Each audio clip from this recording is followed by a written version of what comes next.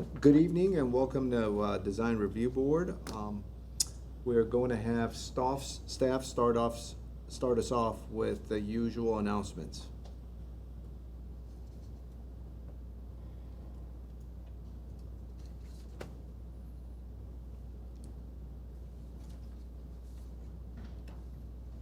Good evening. The Design Review Board public meeting of August 13, 2020 is called to order.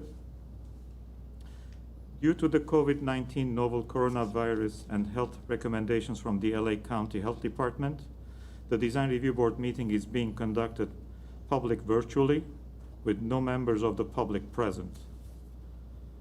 The public is encouraged to watch and participate from the safety of their homes to practice social distancing.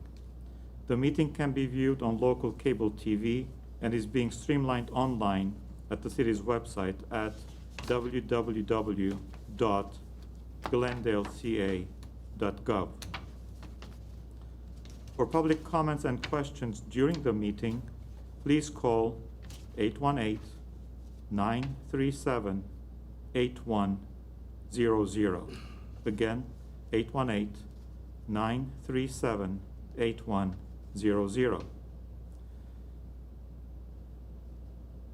City staff will be submitting the questions and comments in real time to the appropriate person.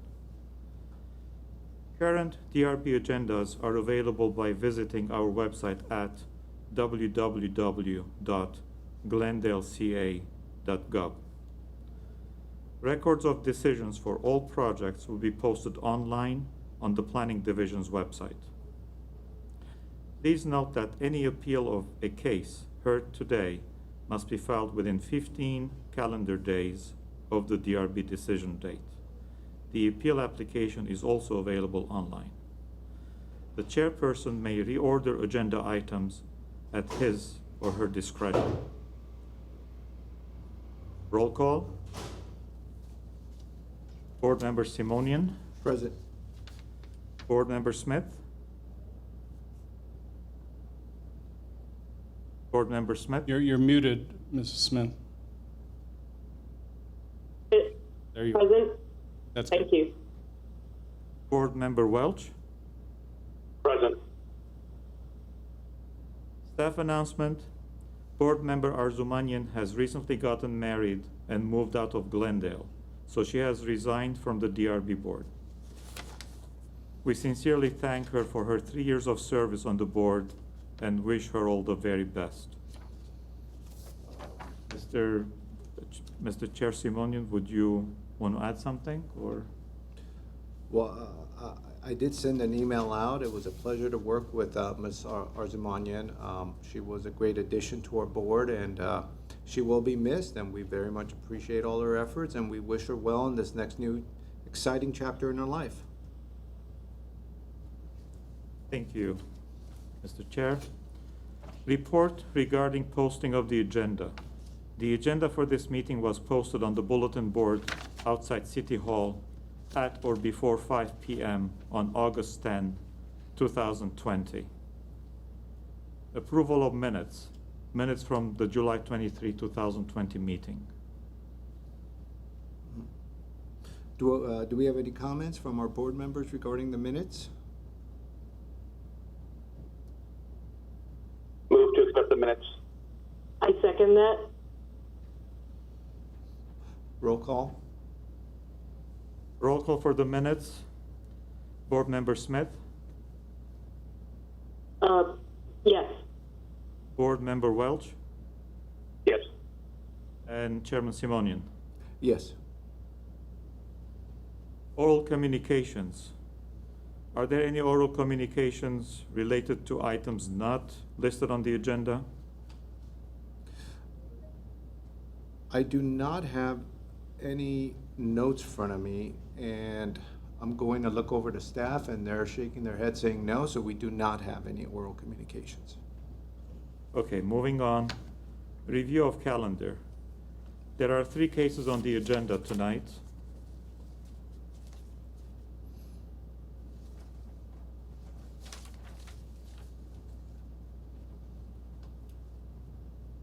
The first case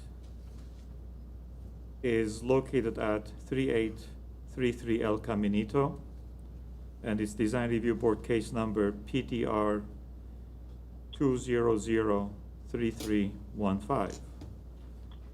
Mr. Baltikian, before we start off, I'd like to just take a moment. Board Member Smith, I remember last hearing, you had some questions or comments regarding solar panels, and I'm wondering if you still have any questions and if you want any further thoughts at this point. You're muted. You said questions regarding what? I couldn't quite understand you. Oh, no problem. I'll repeat it. At the last board meeting, you had brought up some thoughts regarding solar panels, and I'm wondering if you have any additional questions regarding the matter at this point. I don't, thank you. Well, thank you. Thank you. With that, let's go ahead and start with our first case, which is PDR 2003315. And I'm going to turn it over to staff again. Thank you.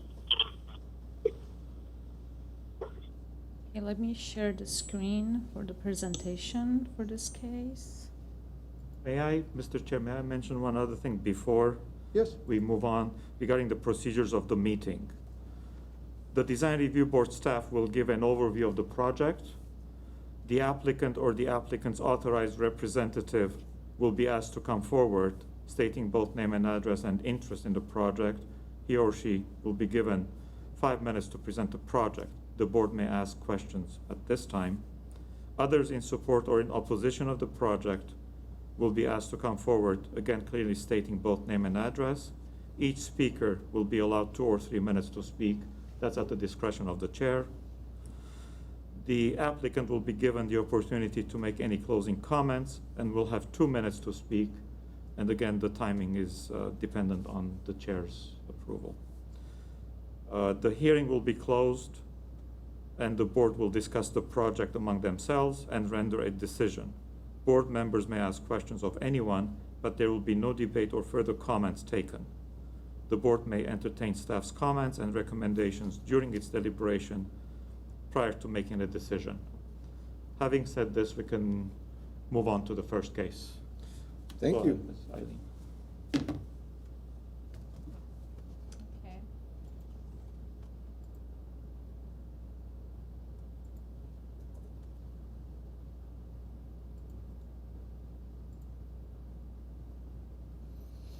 Okay. Good evening, design review board members. The case before you is a design review application with a case number PDR 2003315 for a proposed development located at 3833 El Caminito. The proposal is to remodel and add 1,759 square feet of floor area to the existing 1,712 square foot one-story house with a new attached two-car garage on a 9,323 square foot lot located in the R1 floor area ratio district 2 zone. 1,500 square feet of the addition will be added to the house as a second-story addition. The proposal includes change of the architectural style from a ranch style to a contemporary interpretation of the craftsman style. The project consists of removing more than 50% of the combined exterior walls and roof area. Therefore, the project is considered new construction. For property background information, the project site is a flag lot developed in 1962. It is irregular in shape and slopes up gradually along the approximately 60-foot long driveway from El Caminito. The existing 1,712 square foot one-story single-family residence with a detached two-car garage are located on the flat portion of the lot and are partially visible from the street. In terms of the site planning, existing site planning will not be altered significantly since 1,500 square foot of the proposed 1,759 square foot addition will be added as a new second floor to the existing one-story house, and the footprint of the first floor will remain almost unchanged. The deep front setback of approximately 95 feet will remain unchanged, and the proposed setbacks from the side and rear property line meet zoning code requirements. The existing detached two-car garage will be replaced with a new attached two-car garage in essentially same location.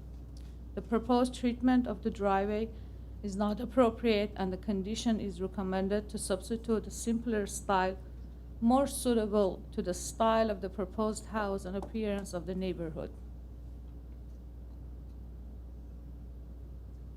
New drought-tolerant plants and trees complement the overall design. In terms of the massing scale, the proposed remodel in contemporary craftsman style features clean lines, exposed roof beam and rafters, columns, and large front porches, and gabled roof which add height and volume to the structure. The proposed architectural style is not commonly found in this neighborhood, which mostly contains ranch-style houses. Staff believes that the overall massing of the two-story building is appropriately broken up by second-floor setbacks and articulation at the elevation, and also the deep setback on this flag lot minimizes the project's mass and scale as experienced from the street. However, the proposed design seems to be overscaled in the context of its immediate neighbors.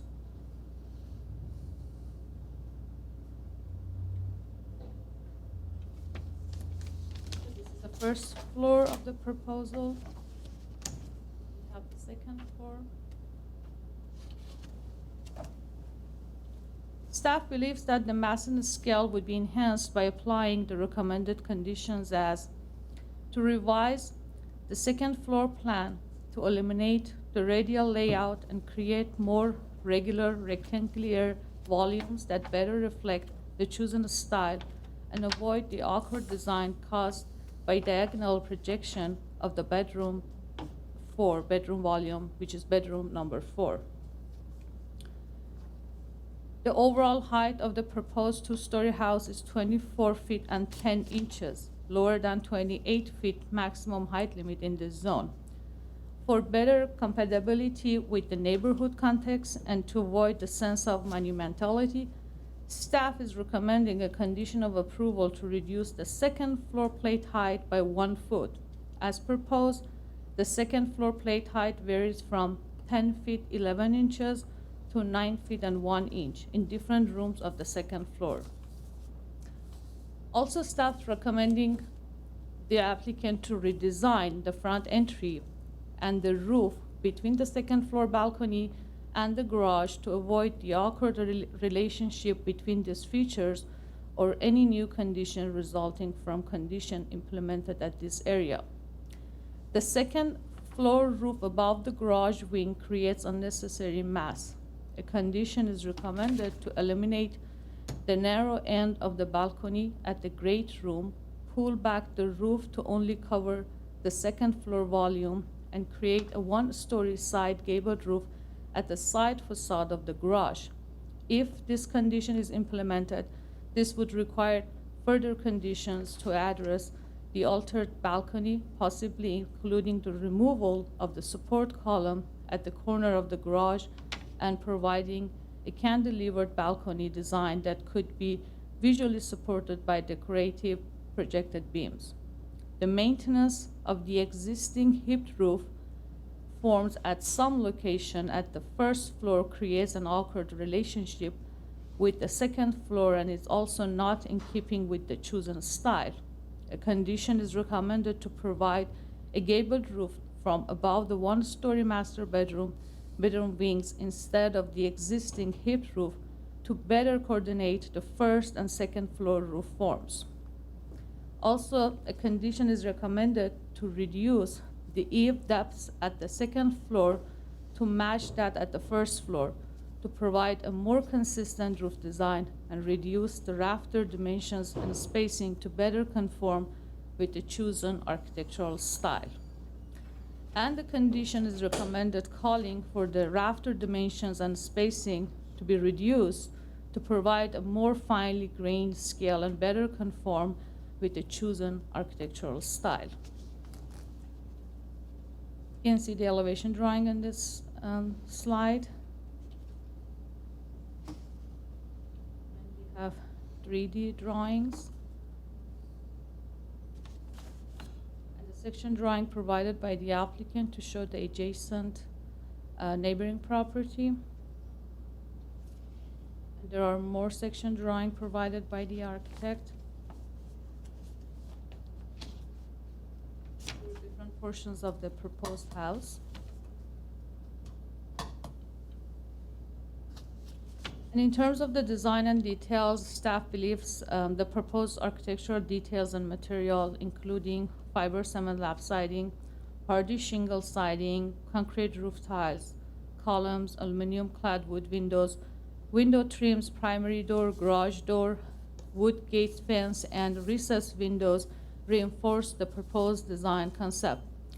The blue and gray color palette for the exterior siding and trim will create visual interest and is compatible with the proposed style and neighborhood context. The new aluminum-clad windows with external grids are recessed within the wall and represent the proposed architectural style with an appropriate combination of fixed and casement windows with flat trim. The proposed plans do not show the location of light fixtures and gutter and downspouts. Conditions of approval are added to show appropriate location and design of the exterior light fixture and gutter and downspouts. Condition of approval also recommended to introduce a band course between the horizontal and shingle siding at locations where they meet, and to remove the glass panel at the balcony railing and remove stone wainscot from the proposal and continue the use of the horizontal siding at these areas. These are the catches of materials and some detailed drawing provided by the architect. In the conclusion, staff is recommending approval of the design review proposal with conditions that I mentioned. Thank you, and staff is available for questions. Board members, do we have any questions for staff?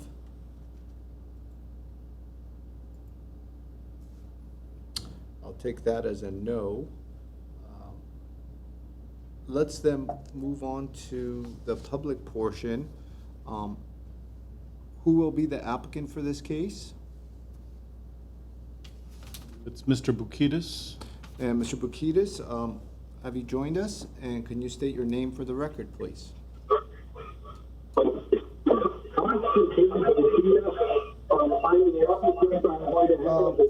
Sir, yeah, Mr. Bukidis, you have a lot of background noise happening. What I suggest is you mute your television and your computer when you're speaking so we don't get your background noise.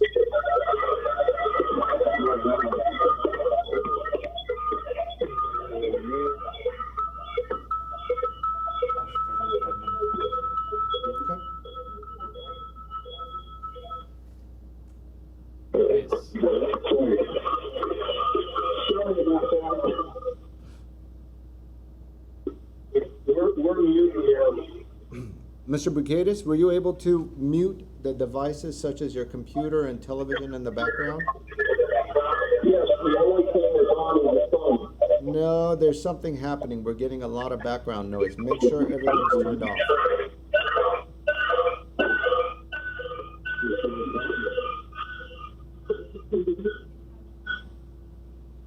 They call back? Should I hang up on him and have him call back? What's the best way to do it? Can he hear us to do that?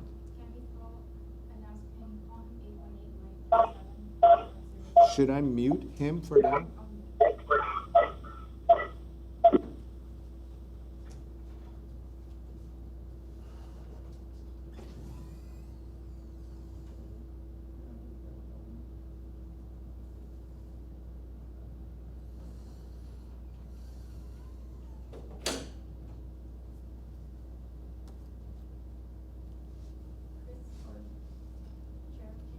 That was fun while it lasted. Can you announce to have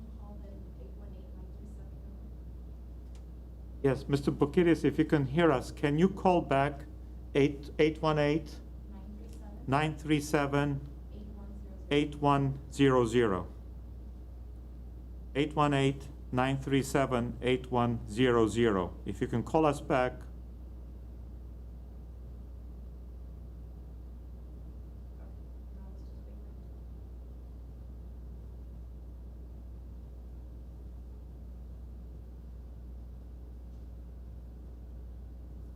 Phone is ringing. That's a good sign.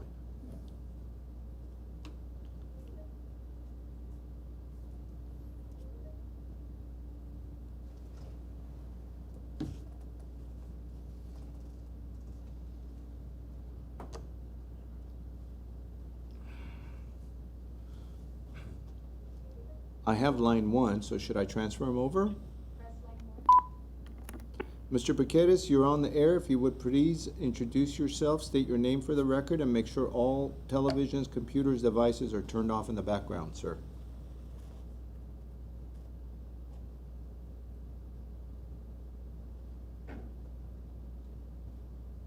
Hello?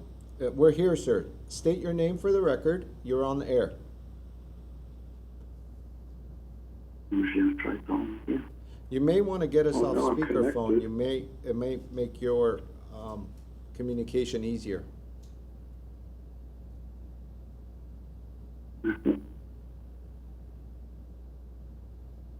Hello? You're on the air, Hello? sir. You're on the air. State your name for Hello? the record. Mr. Bukidis, can you hear us?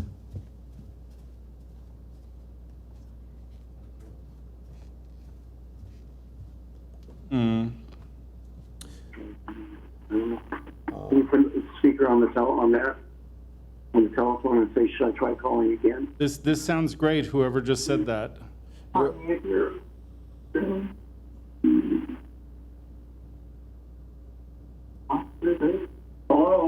Hello? You're on the air. We could hear you, but we're not sure if you could hear us. So, can you please let us know if you could hear us? Sure, My guess is he's unable to hear us for whatever reason. And so what we could do is maybe we could have him call back one more time, but at this point it's getting elongated. We may want to go to the second case and then come back to this and he figures out what to do. But I'm willing to go through this one more time. Currently in attendance. Should I release?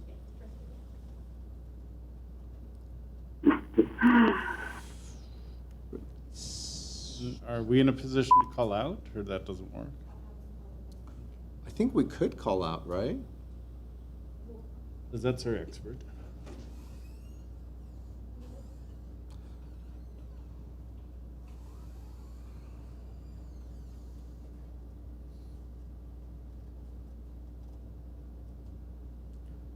Ladies and gentlemen of the general public that is listening in, we apologize for the delay.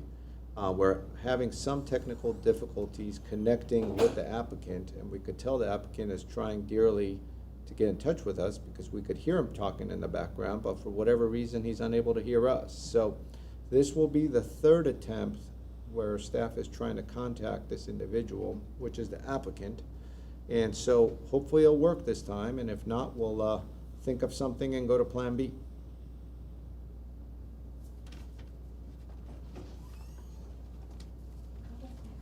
I have a line 1.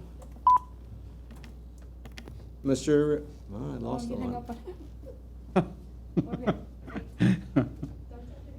Okay.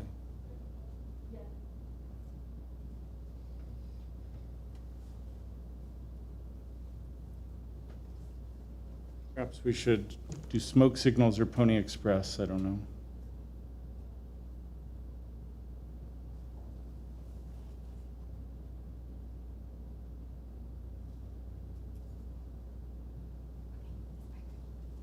So I press 1, correct? Line 1? Mr. Bukatis, you're on the air. If you would please state your name for the record and make sure all your devices are turned off in the background, such as televisions and computers, etc. Yeah, there. I know. He started talking. We could hear him talk. That's right. So if you could hear me, that means you're on the air, and you could introduce yourself and start your presentation. You gonna try to start that again? Or, Hey, can you hear us, Mr. Bukitas? Can you hear anything from our end? I think he's got his television on in the No, background. well, it's different than before, but He's not responding to Yes. anything. Constantine. Maybe a more personal approach would work.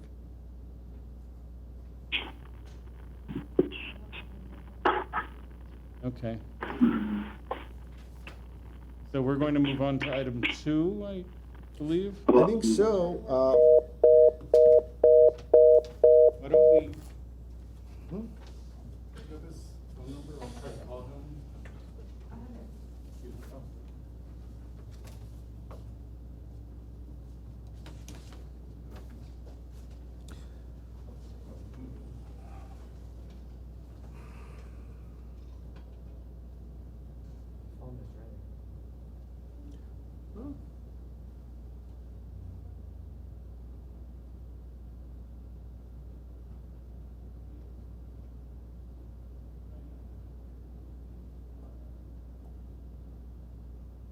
Given these difficulties, maybe we shouldn't schedule more than 2 cases per agenda.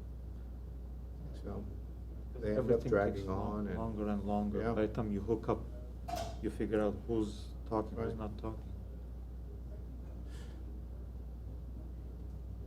I think we're on the air, so we'll have that communication afterwards.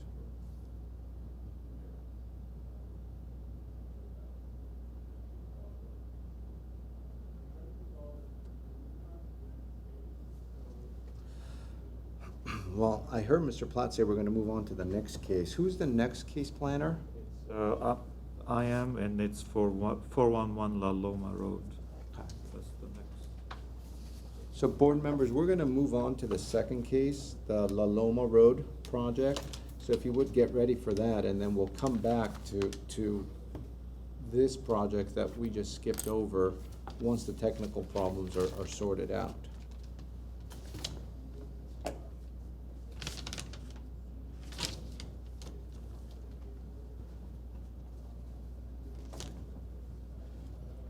I'll do my presentation and I come here after to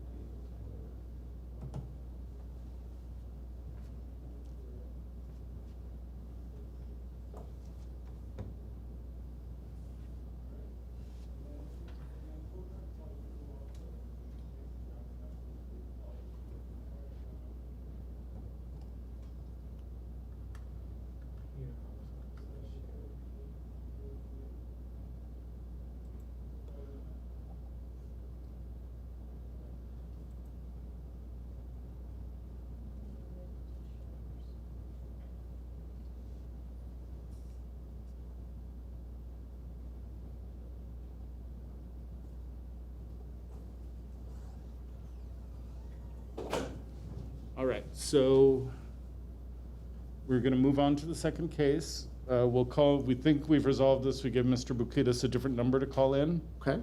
So after the second case is finished, we'll come back and we'll call him and let him know we're ready. Fair enough. So, And so is there a specific protocol that we should state for the record that we're putting the first project on pause for, I don't know? I think you've made it official. Yeah, so we just made it official. We're gonna move on to the second case this evening, which is 411 La Loma Road, PDR 1918486. After the conclusion of the La Loma case, then we will go back to the original 3833 Camino Drive case. So with that, I'm going to turn it over to Mr. Bagdikian for the staff presentation. So whenever you're ready, Mr. Bagdikian.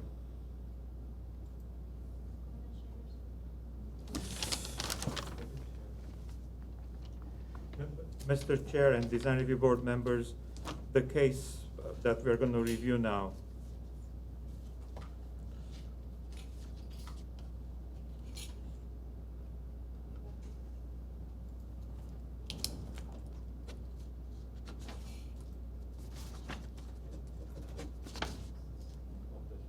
Actually, I don't believe we have many callers on from the community so far.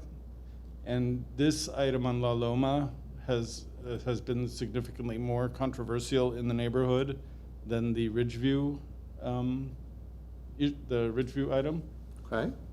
Are you suggesting we move on to Ridgeview? I'm wondering if people saw that this was second on the agenda, they may have delayed calling in, and I think it might be most fair if we move toward an item. Mr. Begdikian, we don't have any public comment so far on Ridgeview, do we?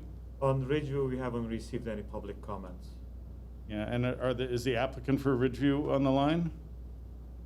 Yes, can you hear me? Yeah, that's Patrick. Yes, this is Patrick. No, yes, I'm on the line waiting when we're ready to start. Okay, so I think what we'll do is, if the chair agrees, Is there- we'll move on to item 3. That's fine. Okay. Okay. Yes, just to ask, you don't hear any feedback from my end? No, you sound good. So far, so good. Great. Perfect. Thank you.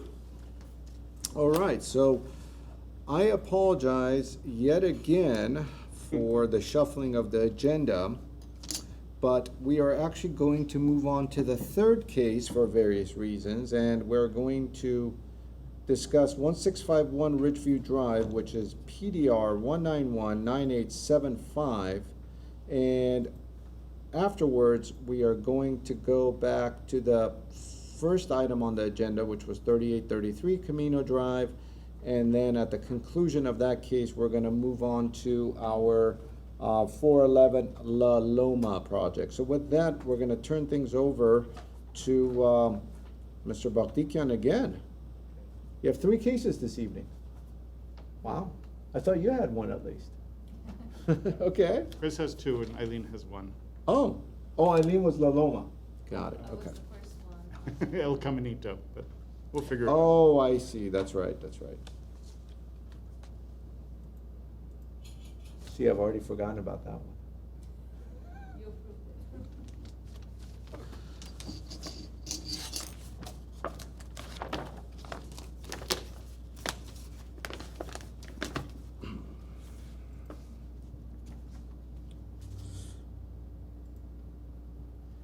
Okay, Mr. Chair and Design Review Board members, the case that we are going to review now is for 1651 Ridgeview Drive.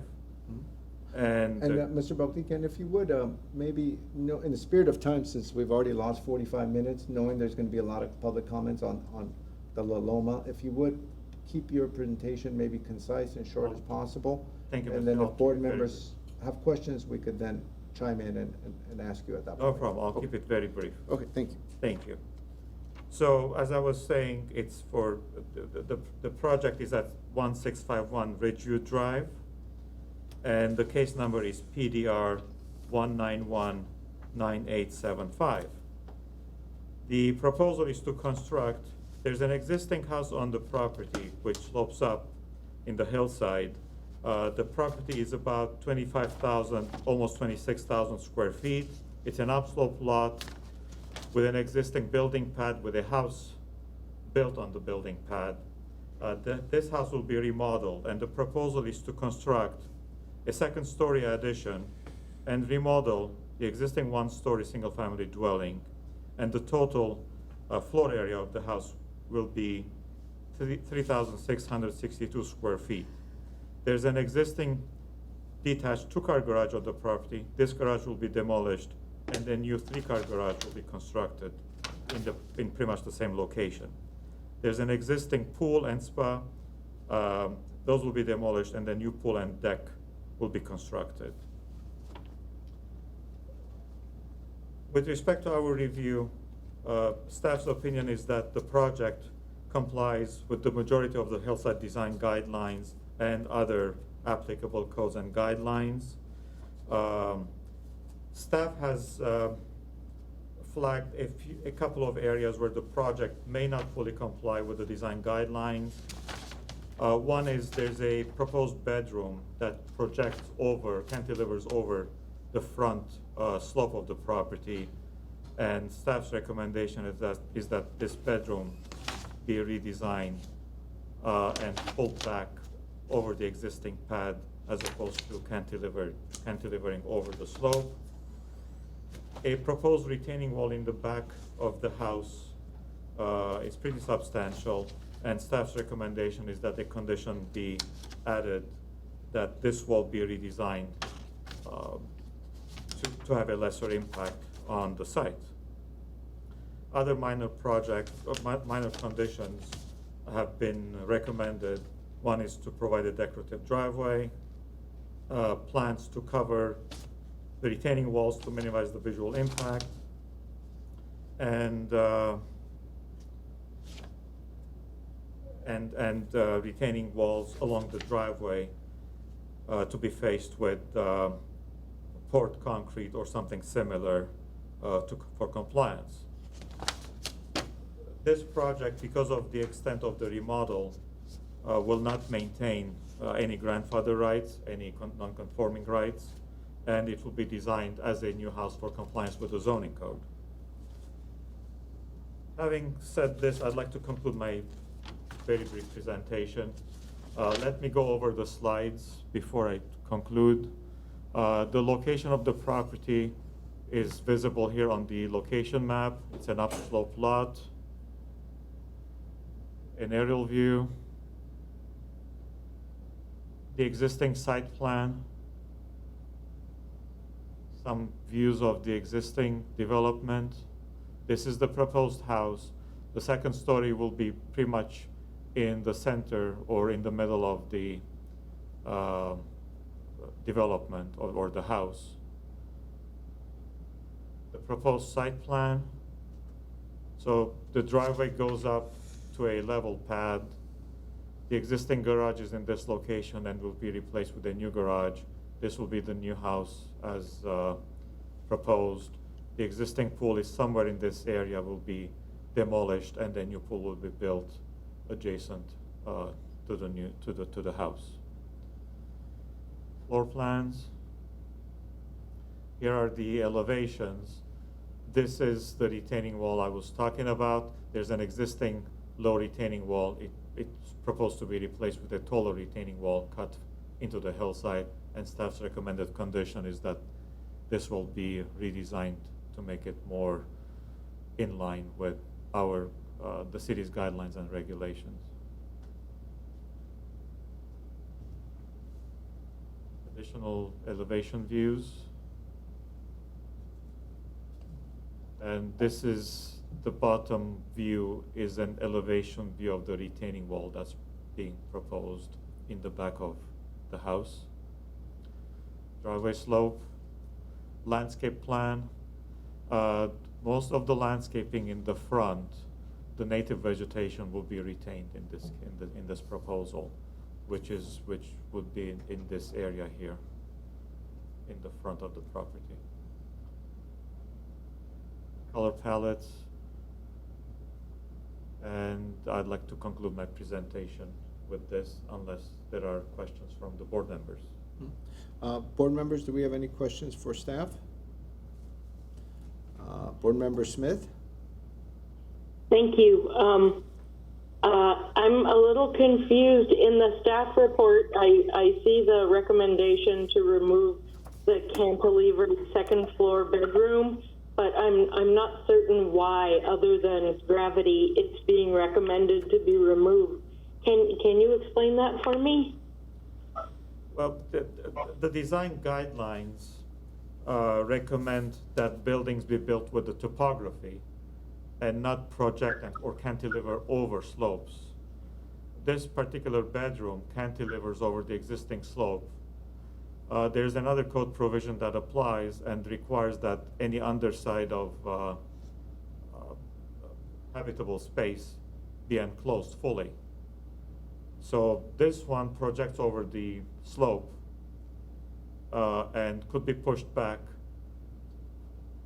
to remain on the existing building pad as opposed to projecting over the sloping hillside. So that's staff's recommendation for better compliance with the design guidelines and the zoning code. And I wasn't sure, Board Member Smith, if you thought, we're referencing the first floor bedroom, and I thought I heard you mention the second floor bedroom. Okay, I was confused. I appreciate the explanation. It will be more helpful if when the staff recommendation explains something like that, it would be helpful for me if it justifies it just a little bit like that. That was very helpful. Thank you.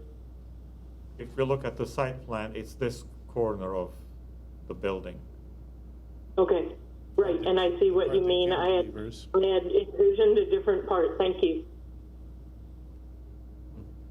Mr. Chair, I had one question. Yes. On condition number 2, where it says provide masonry or wood cladding, I was curious, did staff have any specific locations in mind for that, or was it just a general suggestion to help break up the massing feel of all that stucco?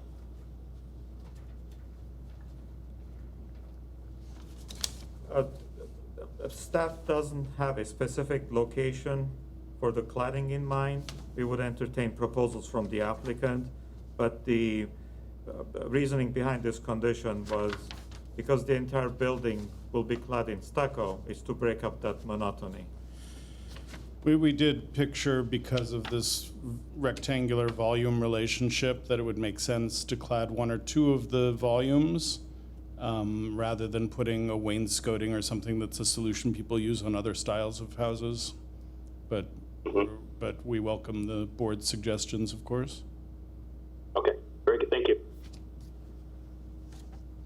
Do we have any more questions for staff at this point? I'll take that as a no. Then we're going to move on to the applicant, Eric Leishman, who I believe is on line 1. He's on the WebEx. Mr. Leishman, good evening. If you would introduce yourself, state your name for the record.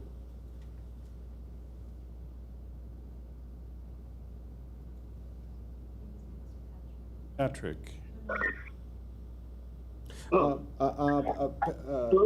Patrick, Yes. if you would, the applicant for the Ridgeview Drive, 1651 Ridgeview Drive, the applicant, which I believe is Patrick, if you would please state your name for the record. You're on the air. Go ahead, sir.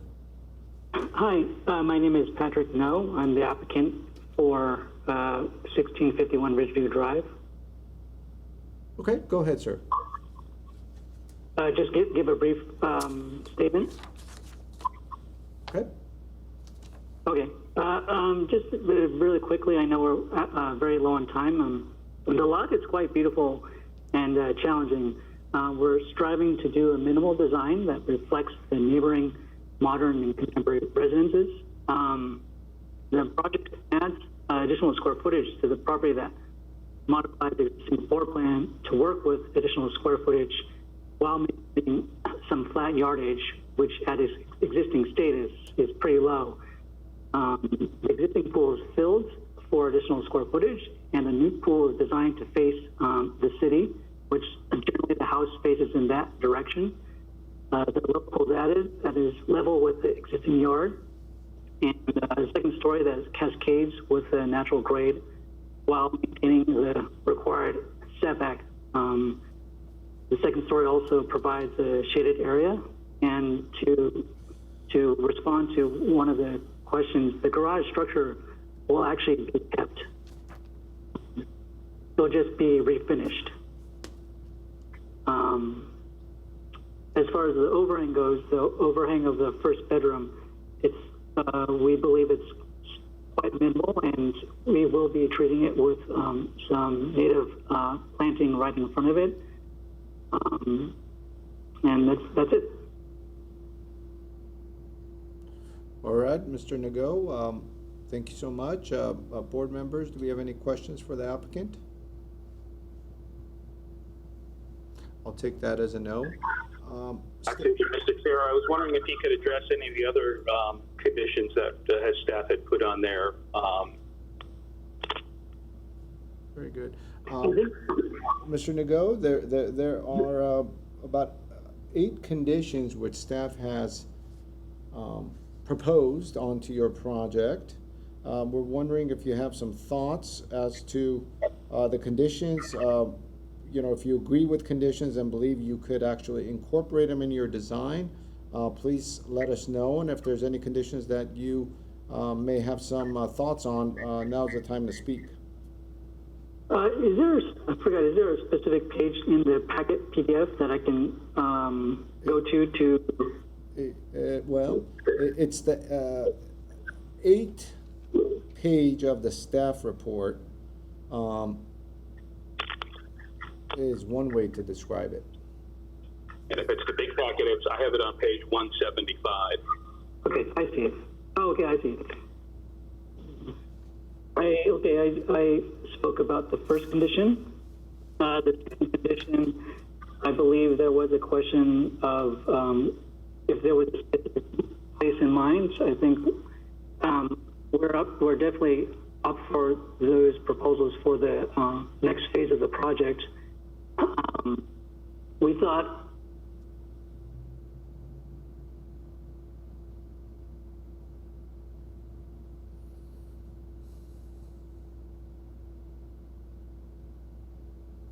Patrick, we That lost in our you. design to break. Patrick, could you step back? We just lost you. We were having a hard time. Go ahead, sir. If you would repeat what you were saying, because there was about 10 seconds that got dropped out of your conversation. Okay, I'll just go over quickly again. The number I believe we spoke about. Number 2, we're open to suggestions from the board or the staff about applications of the materials to specific locations. In the design, we were thinking more about minimizing the volumes to minimize the impact on the site. Condition number 3, redesigning the rear retaining wall to better flow. That's, I think we're probably going to, actually, I would need to go back to that. The existing CMU walls, retaining walls, we were going to clad in board form concrete or refinish them in stucco. In the condition number 5, that's addressed in the landscape plan. Condition number 6, I believe there are some discrepancies, yes, but it's relatively, generally the same site plan.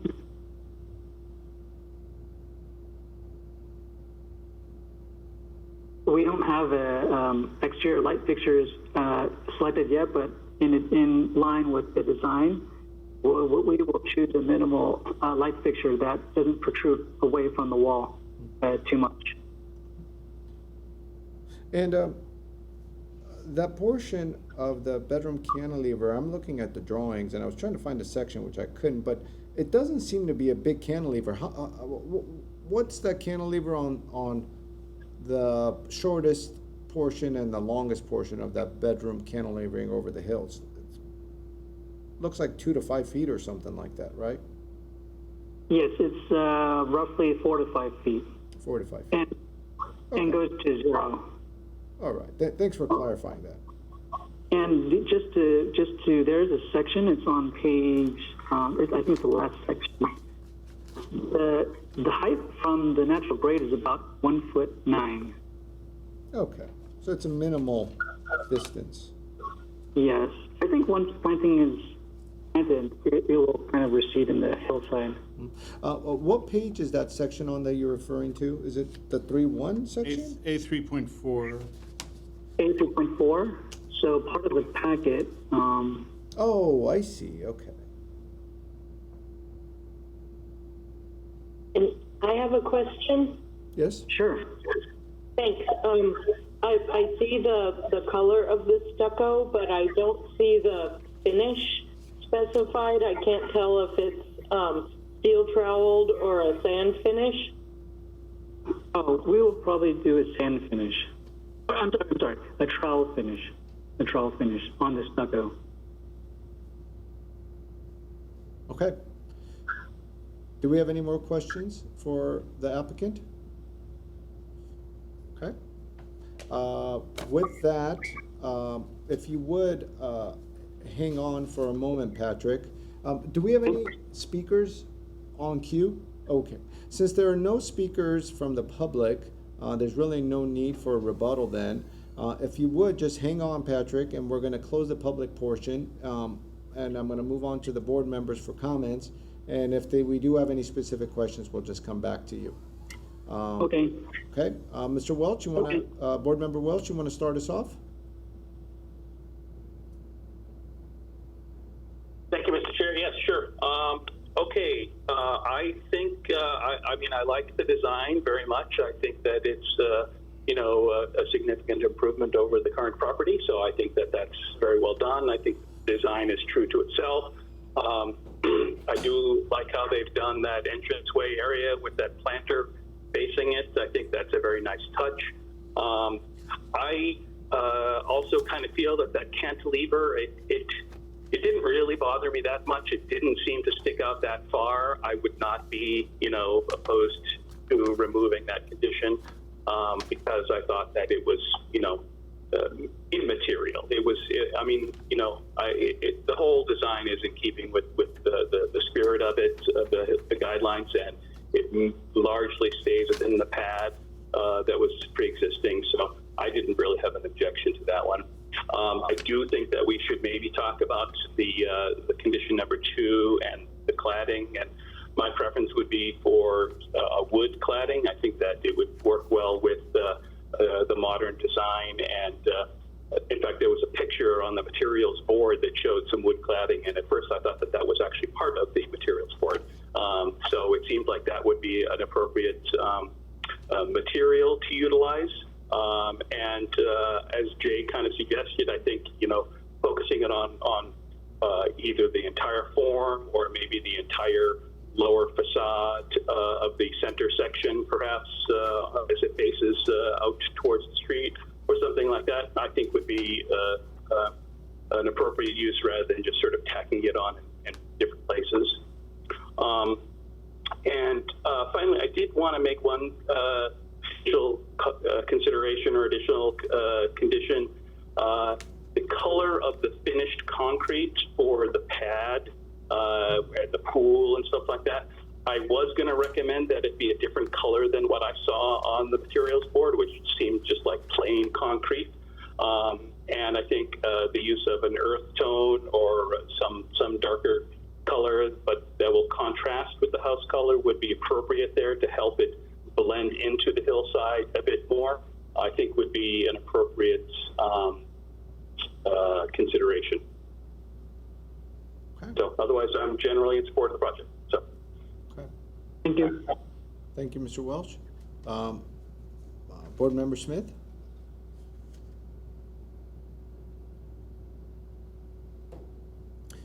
You're muted. If you would unmute yourself. Now am I back? You are back. Okay, thank you very much.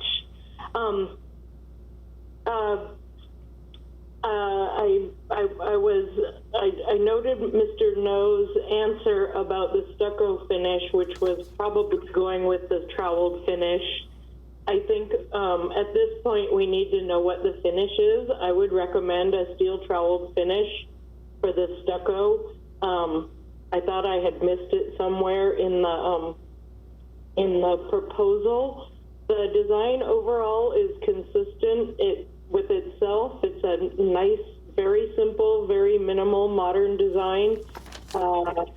I think that the glass isn't specified in the window schedule. I would strongly recommend clear glass rather than a bronze or reflective color glass to help this sort of be more like a house than a commercial building. I think that the recommendation for the driveway being decorative, which I know is part of the design guidelines, it should be really simple and rectilinear and go with the design consistently. I noted that forestry had comments regarding the protected oak in the plans, that it's not quite consistent with the plans. plans, it was confusing to me what the proposed oak tree protective measures were. And with regard to condition number 2, I think that adding a cladding material would detract from the minimal design.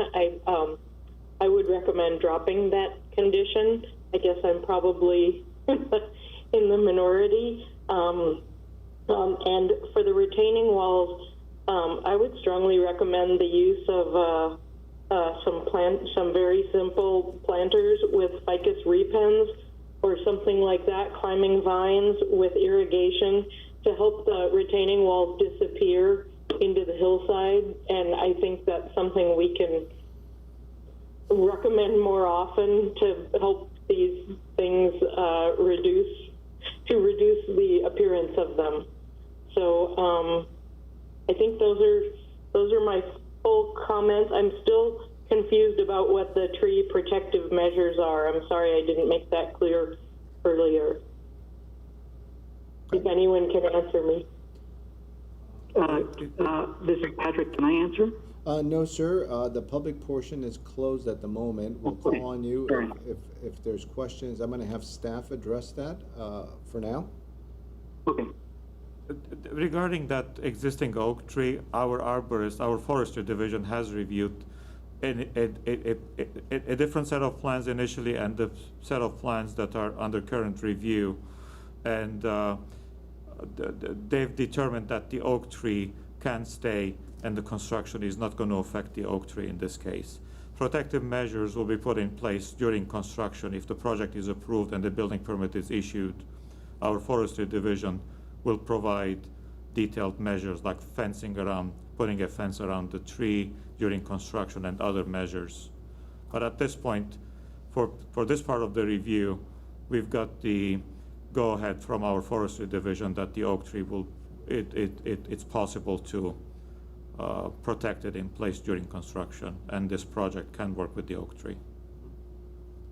Thank you so much for that feedback. Do we have any more questions for staff from the board members? Okay.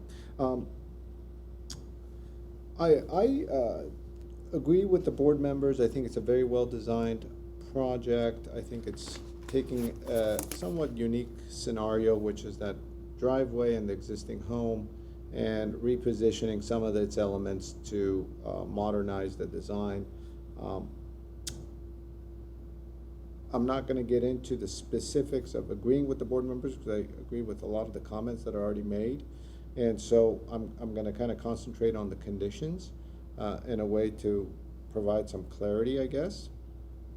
It seems as though there's consensus in removing condition number 1, which is the cantilever portion. I thought the cantilever was minimal. And we've certainly seen other hillside projects that have decks or of homes or even portions of homes that have minor cantilevers, so that's not something unusual.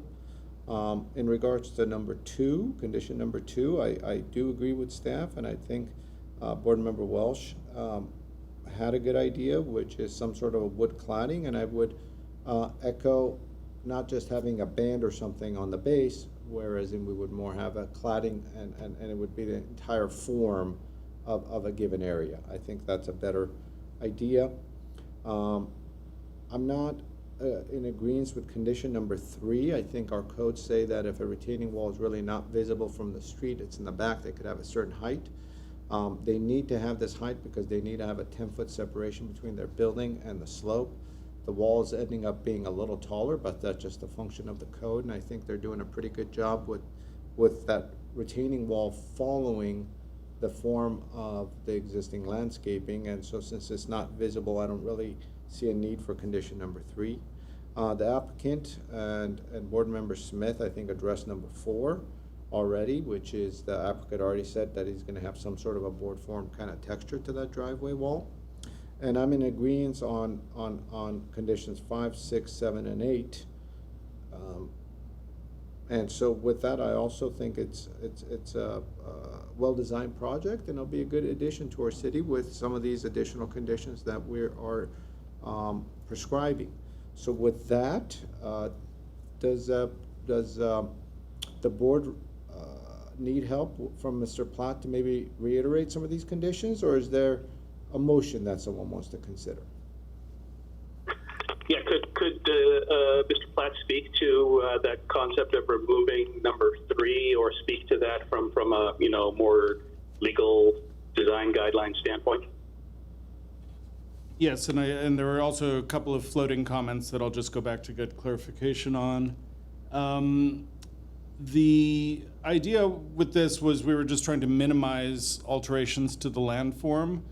In all ways, I believe this wall does conform to our standard guidelines in terms of the height of the wall in relationship to the distance between the wall of the building and the retaining wall.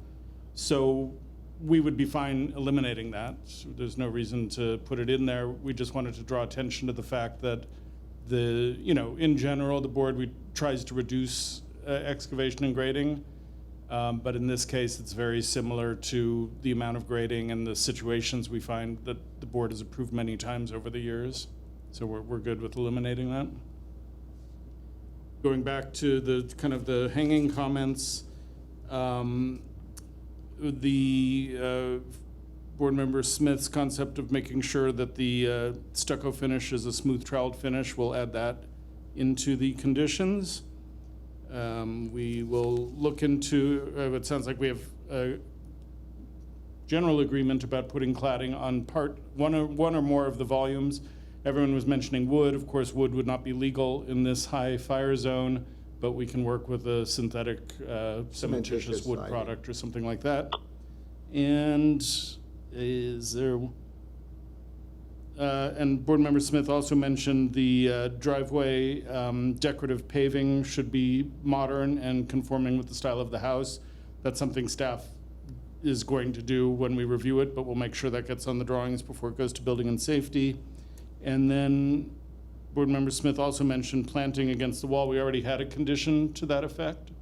And that's something we generally look for to soften retaining walls, and we also always ask for irrigation. It's harder, we've heard, if I read your muted hand gesture, to have trailing plants across the top. We've heard on many occasions that irrigating at the top of retaining walls is not always the most desirable thing, but we do from the bottom and go up. If you can unmute if you'd like. Okay. So, but we'll make sure that there's some softening of the walls with landscaping. And then I believe there is general agreement with all of the other conditions. Mr. Platt? Mr. Platt? Yes? I think you overlooked the clear glass request. I don't know what other people think of it. What we could do is ask the applicant what sort of glass they're proposing, board member Smith, and to get a better idea of what they have in mind. I'm open for that. Patrick, are you still on the line, and can you let us know what sort of glass you're proposing? Yes, I'm still on the line. I think there might have been a confusion with the notes. The glass is actually clear. It's the frame of the sliding glass doors are bronze. Okay. Does that answer your question, board member Smith? She's on mute, but I'm getting her A-OK thing. Thank you. Thank you. It was very clear that it was anodized bronze or bronze. I was concerned because I have seen reflective glass in otherwise consistent designs like this. So that's great if it's clear. Okay, and it's something that we historically have never had in a situation with cases coming to the board with darkened glass in residential situations. I know it is a possibility, but I can't think of a single one in many years, and perhaps the board can think about that. There is a environmental benefit to darkened glass that we should also take into consideration if someone were to propose it, so I'd hesitate to have a blanket statement saying the board cannot support it. We'll have to just always look at that case by case. Okay. Well, but in this case, we have clear glass and we could make that part of the record. Board members, did that address all our thoughts collectively?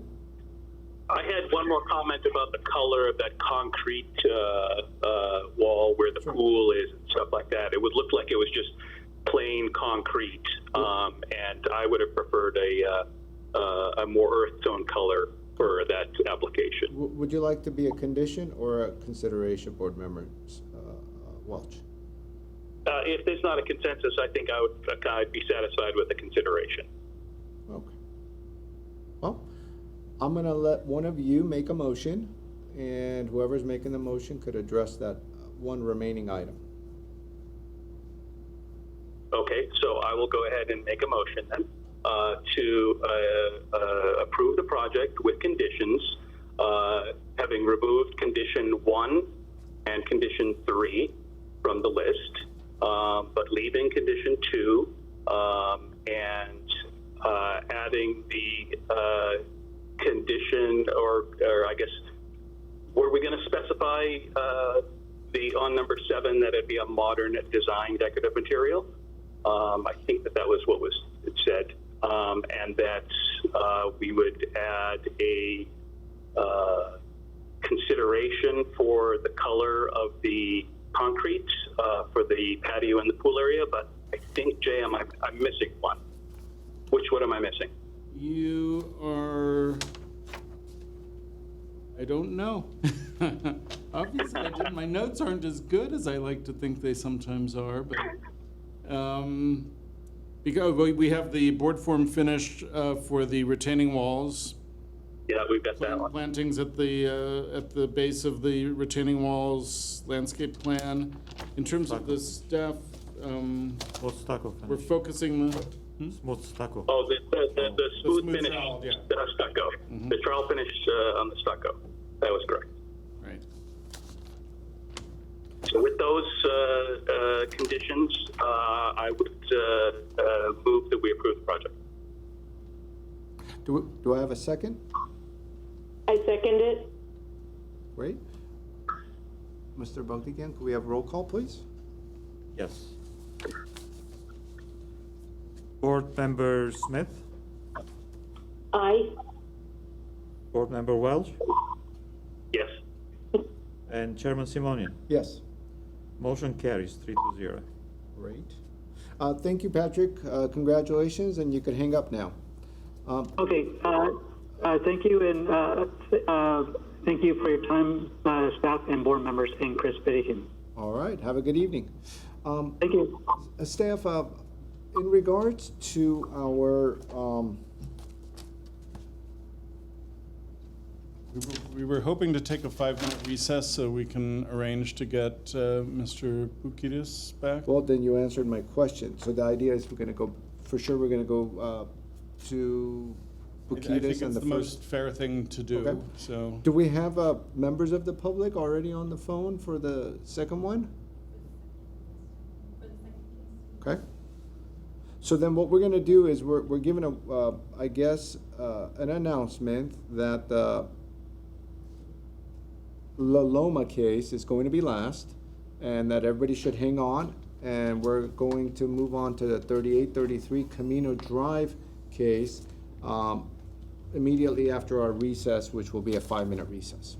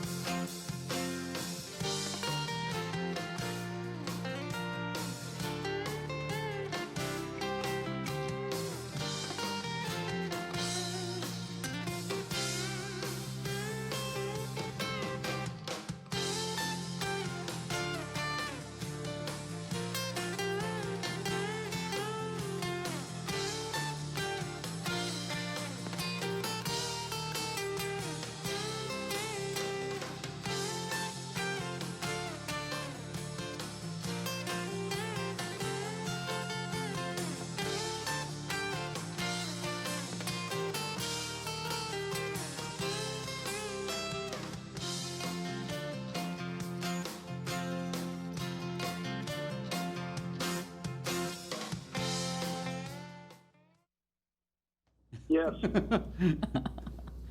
Scandal in Glendale. I just saw you both eating, so.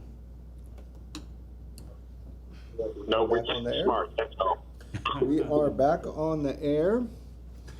Welcome, everybody. So we are going to move on to item 7A, 3833L Caminito, which is PDR 2003-315. With that, I'm going to take a moment and explain what happened earlier.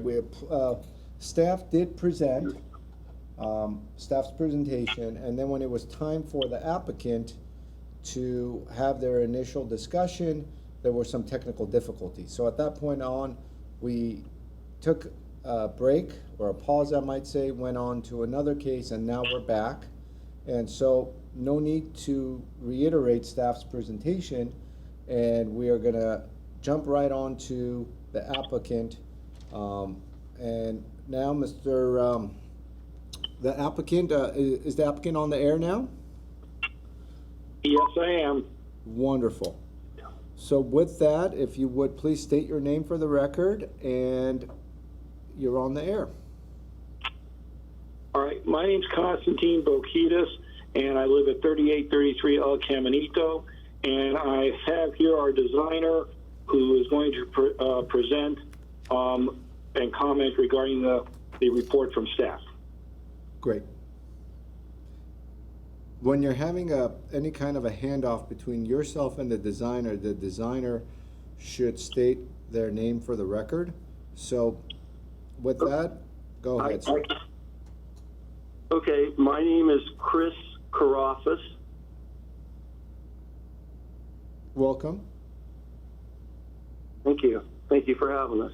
Okay, so go ahead. You're on the air, and let's go ahead and Okay. start the presentation from your end. Okay, so for approximately 2 years, we've been working with the planning department to meet all of their requirements. We've had a real good working relationship with the staff and have worked to minimize the massing of the residents while considering the effect on the neighbors and neighborhood. We have incorporated all the staff's requests over these 2 years. We've changed the roof slope, moved walls to reduce massing, and lowered the roof and plate heights to keep the house as low as possible. If I may, I'd like to we have some concerns with a few of the conditions that we'd like to discuss, and the rest of them we are okay just to work with staff on. I can give you the numbers of the items we have concerns with to discuss, and is that okay? That's wonderful. Go ahead, sir. Okay. So the items or the conditions we want to discuss are number 1, number 2, number 3, number 4, number 7, and number 10. Everything else we're okay to work with staff on. Okay.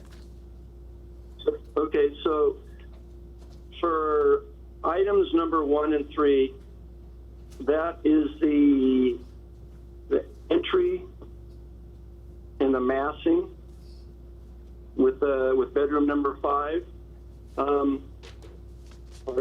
Number 4. Number 4. Bedroom number 4. I know there's a discussion about the awkwardness of the entry and the bedroom number 4 being all together.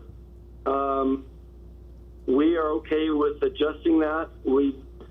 I have talked to Eileen and about us working with her and working this out. One of the concerns is the owners like the entrance with the gable roof over it, and Eileen and I discussed we can move bedroom 5 kind of out of the way and back. I'm sorry, number 4. Pardon me, number 4 towards bedroom number 5, and that would make the entrance a lot cleaner and would tend to break up the massing at the front right there where everybody can see it. So we're looking at that item. So we're we're willing to work with Eileen on that, and staff. Item number 2, for the plate height, if you look at the elevations, the proposed building elevations, I had already lowered the roof a foot. However, the beams somehow didn't get lowered a foot, and the dimensions to the beams are a foot higher. So I need to, if I lower the beams, the dimensions will lower a foot, and I think that's going to meet what the request to lower everything, because the roof was already lowered that foot.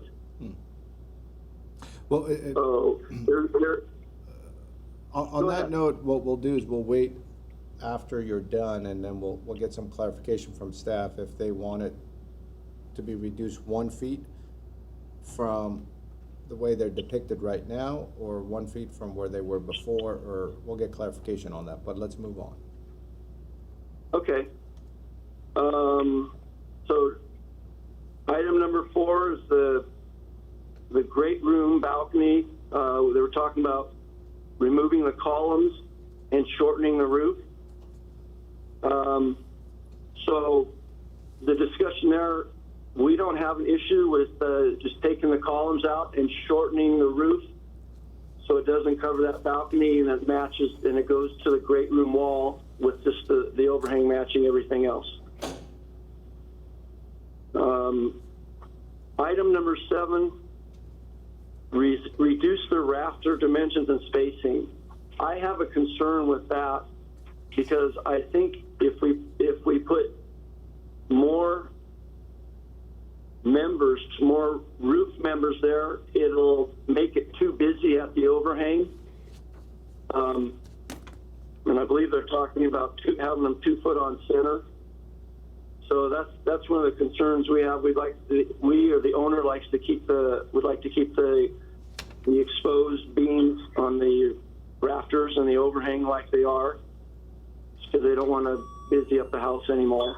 Okay, that was the ringer, by the way, and so if you would, just wrap up your presentation in the next minute, sir. Okay. Item number 10 is the wainscoting. The original wainscoting, the stone wainscoting we put is a heavier stone, and it makes it look more massive. The owners would really like to keep the stone wainscoting. I don't know if Eileen has it with her, but I sent her a picture this morning of stone wainscoting that matches the color of the house and the white and the blue-gray colors of the house real well. It's a much softer look. So we're willing to work with staff on that as well. Keep the stone wainscoting. If you allow me, I can share that picture with the board members. That'd be helpful, thank you. No, is your mic on? Oh, yeah, I'm going to share the picture with the board member that you sent me, Chris. So hold on 1 second. Okay.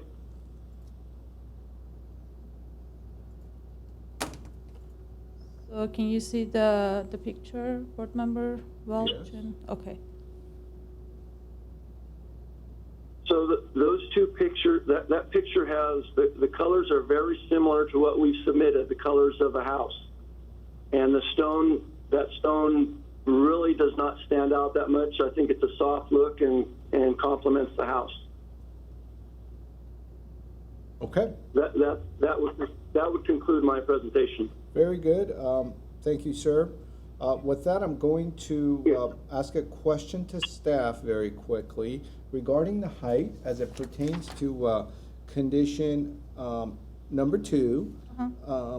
Is it staff's desire to further reduce the height or by reducing the beams as the applicant has stated, will that fulfill staff's kind of concerns? I believe we had this discussion with the architect before to reduce the plate height ceiling. And eventually he reduced that, but he didn't update the drawing in terms of the numbering and dimension. I see. So basically what you see here, like as a 9-foot floor to ceiling height for the second floor, eventually it's actually 8 feet, not 9 feet. I see. So am I right, Chris? No, No, when I lower the beams, it'll lower the dimensions a foot, so it would be a 9'1" plate height, which is pretty standard in most types of homes these days anyways. You have different plate height dimension at the second floor. I just brought up an example of like 9 foot for the floor to ceiling height. But the fact is, you already reduced the plate height, but you didn't update the drawing to reducing the rafter and to change the numbers. That's correct. What I'm saying is the beams are there. I made a mistake. Okay. The beams should have been lowered, which would lower the plate height. I apologize. The only we can height. work with you for those dimensions during plan check if it gets approved. Sure. I have no problem working with you on that. Okay. Board members, do we have any questions for the applicant and designer at this point in time? Board Member Smith? I do. Thank you. I noted the elevator that's shown on the plan, but there's no pit or penthouse shown. Is it a lift? I'm not sure how it would work. It is a hydraulic elevator, and there'll be about a 4-foot concrete pit in the ground. So there's no equipment on the top. Okay. Thank you. Thank you.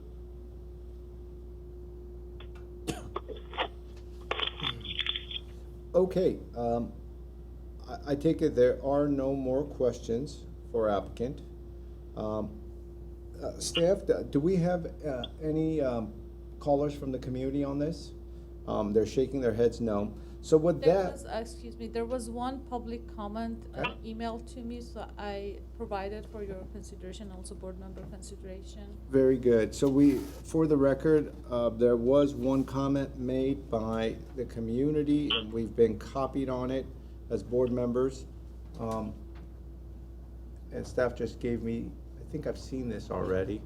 But with that, then, since there are no community members on the telephone, there's really no need for a rebuttal. I'm gonna go ahead and close the public portion, and we're gonna go ahead and basically start our communication. Could we just note whether that note from the community was opposed or in favor, and maybe a quick synopsis of what was said, just so everyone's familiar with that? The neighboring property to the north east had a comments about blocking the view from his backyard by building this building to the next door. I don't have the comment in front of me, but was there anything else rather than?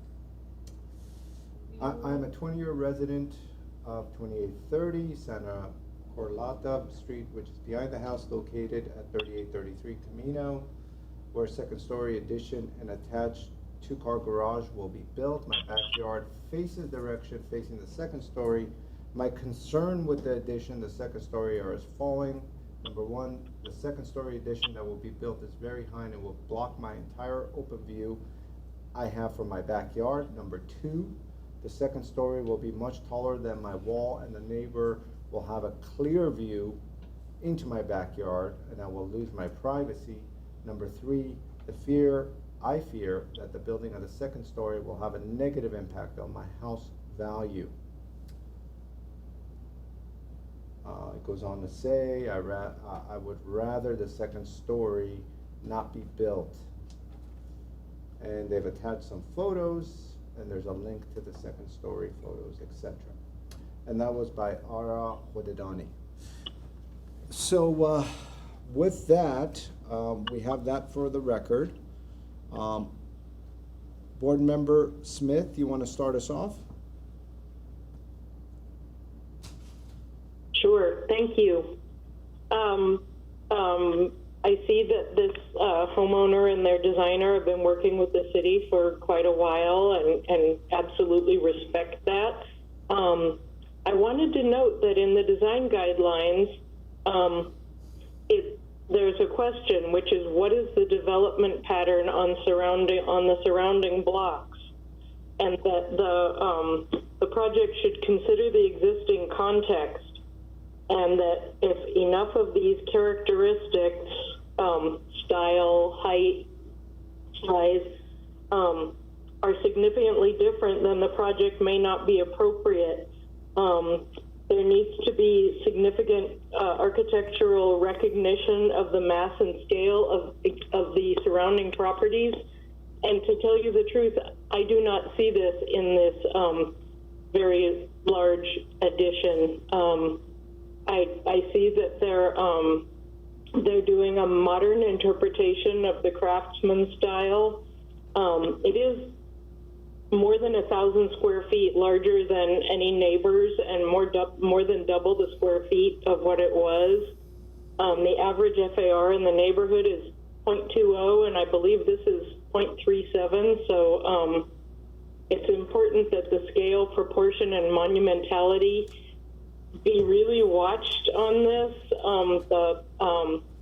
The mass and scale should relate to the buildings in the context, which, to tell you the truth, I don't clearly see. They're mostly one-story ranch-style houses. I can see that they're referencing the Blacker House in Pasadena, and I understand why they were going for that 45-degree angle. I do agree with staff that it doesn't quite work.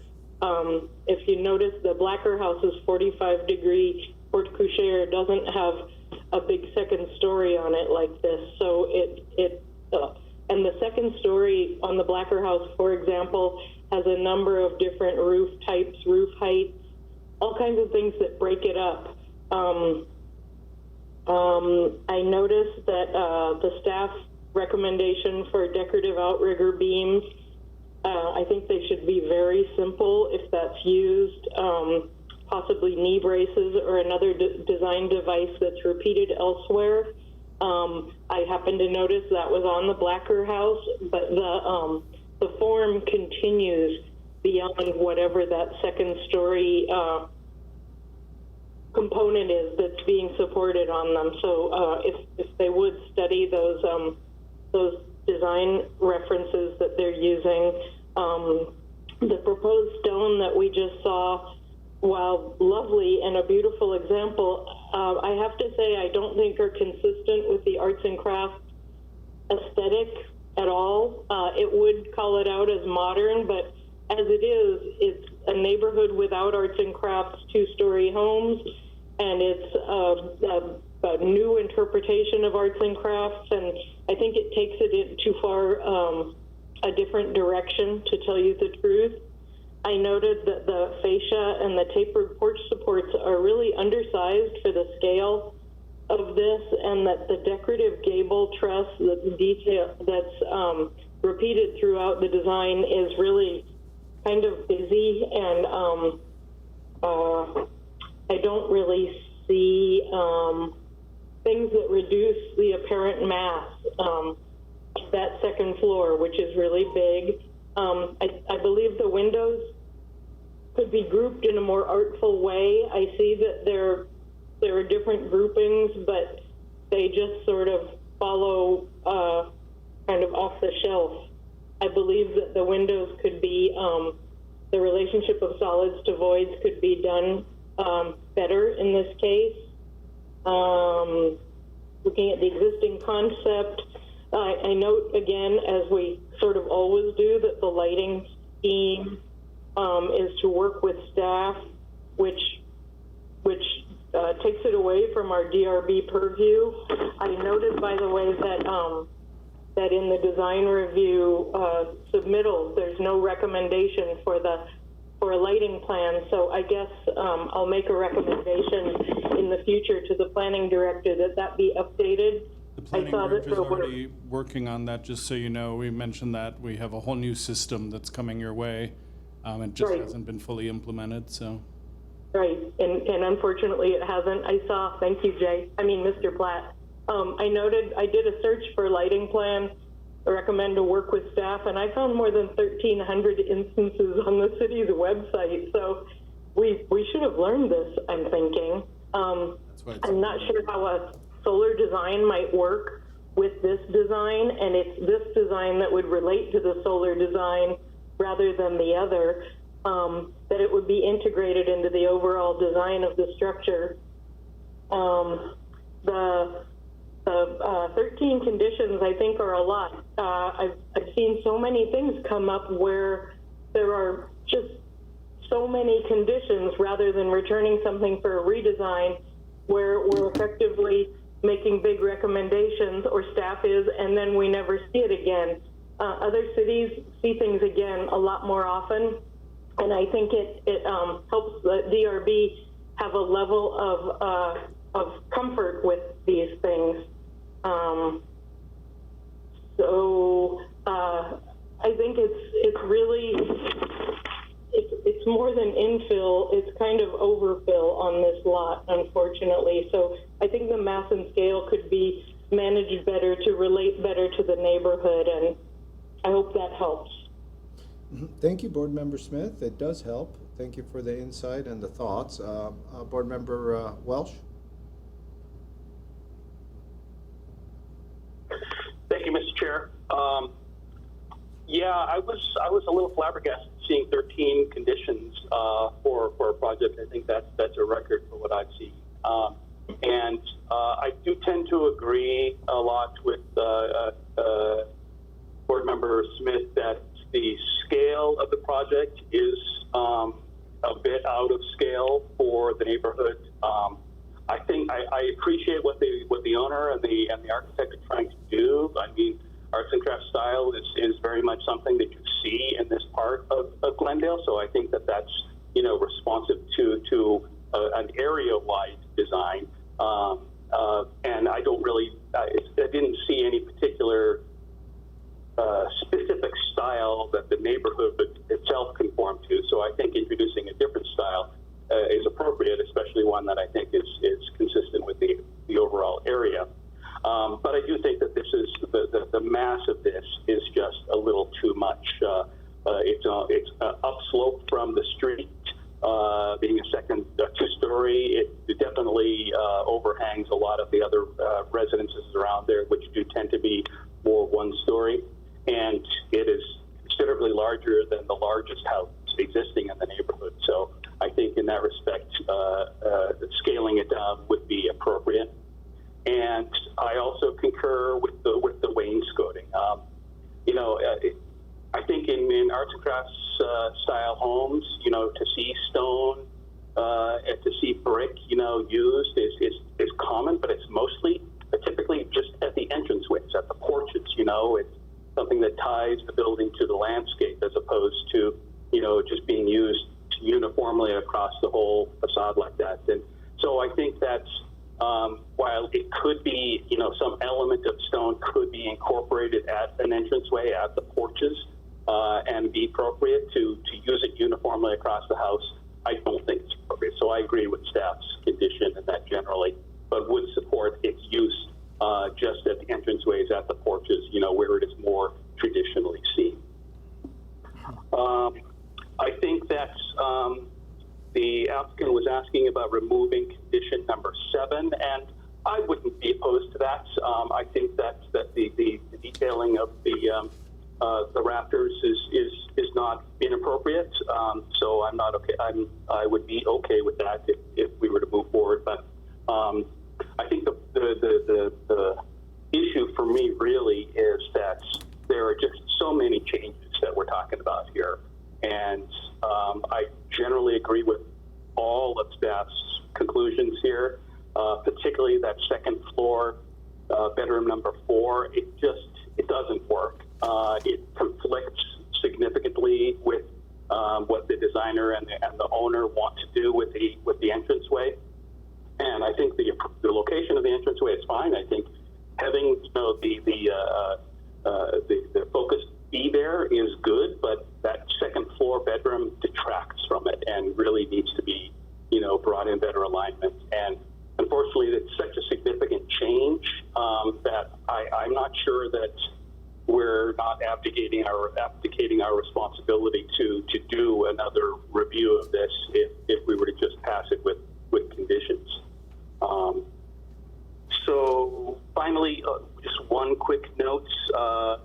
This is a recommendation. It's not something I would want to make as any kind of a condition, but the loveliest feature of the house to me is that covered patio, very consistent with the craftsman style, but completely cut off from the house. And it has this wall adjacent to the living room, but it's just a blank wall. And I would definitely recommend to the owner that they think about opening that wall up. They're spending all this money on this house, and you have a wonderful opportunity to open up the living room into that space, and I would recommend you think about that. So that's a more personal note, but I think that would conclude my comments.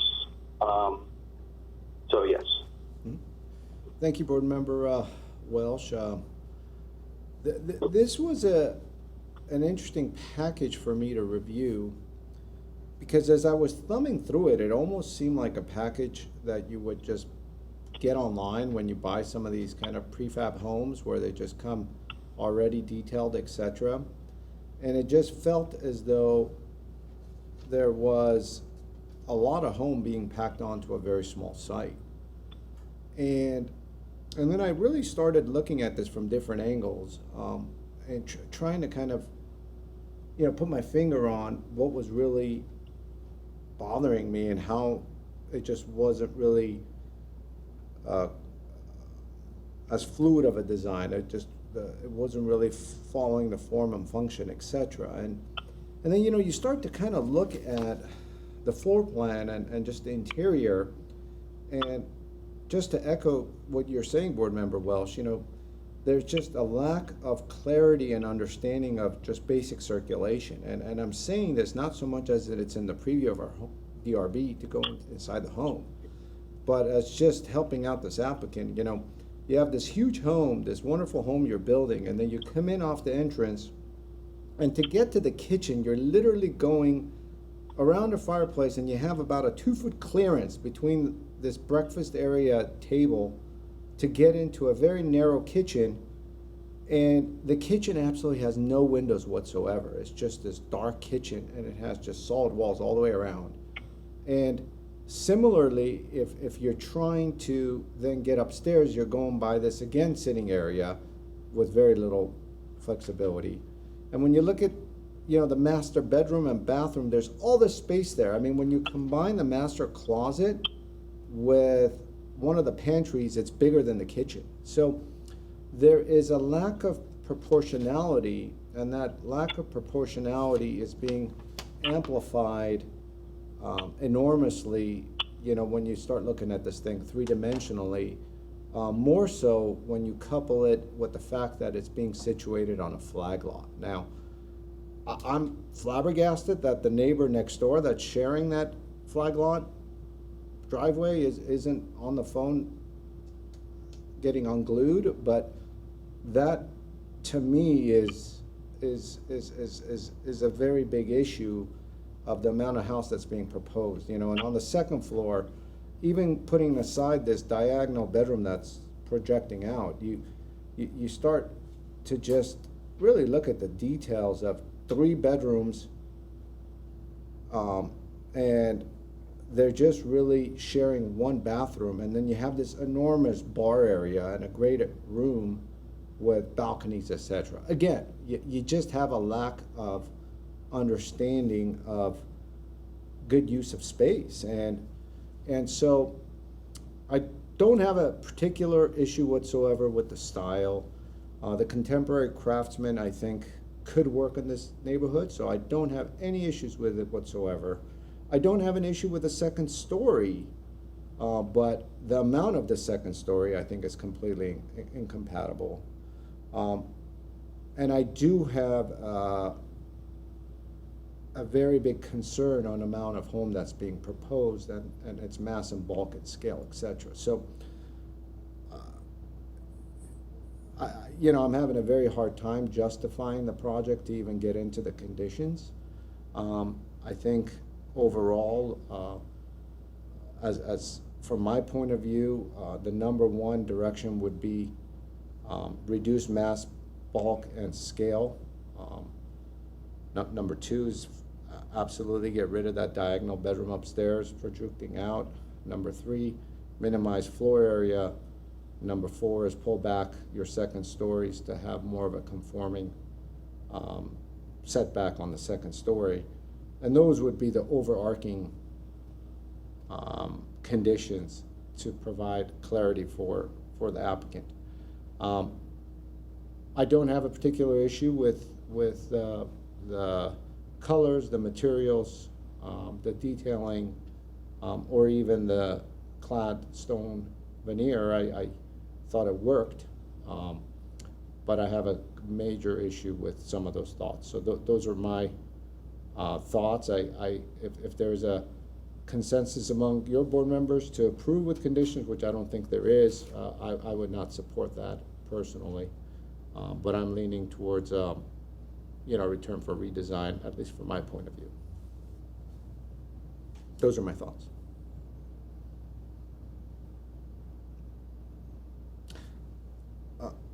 Board members, I think. Yeah, I think we have consensus on that. Okay. And then in the spirit of time and really providing clarity for this owner, if we're going towards the return for redesign, I think it would make sense to have some overarching conditions, direction, not so, I stated some, but I'm sure you may have some thoughts as well to add to, or we could leave it at that. Board Member Smith. Thank you. I'm trying to formulate this in my mind, and the idea is that rather than being a large house with arts and crafts detailing, that they consider more a contemporary reinterpretation of craftsman style rather than adding lots and lots of details of a style that end up becoming too much and making it what is already too large a house a little bit too busy. I'm trying to think of how to say that differently. Well, a simple approach might be to remove ornamental details and have a more simplified example of a style. I don't particularly support saying we don't want this contemporary craftsman style, but if that is the condition that you would like to move forward on, putting in more simplified, stripped down version of a style, I would support such a condition.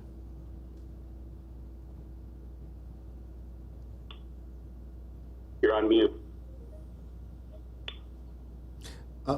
Sorry. Okay.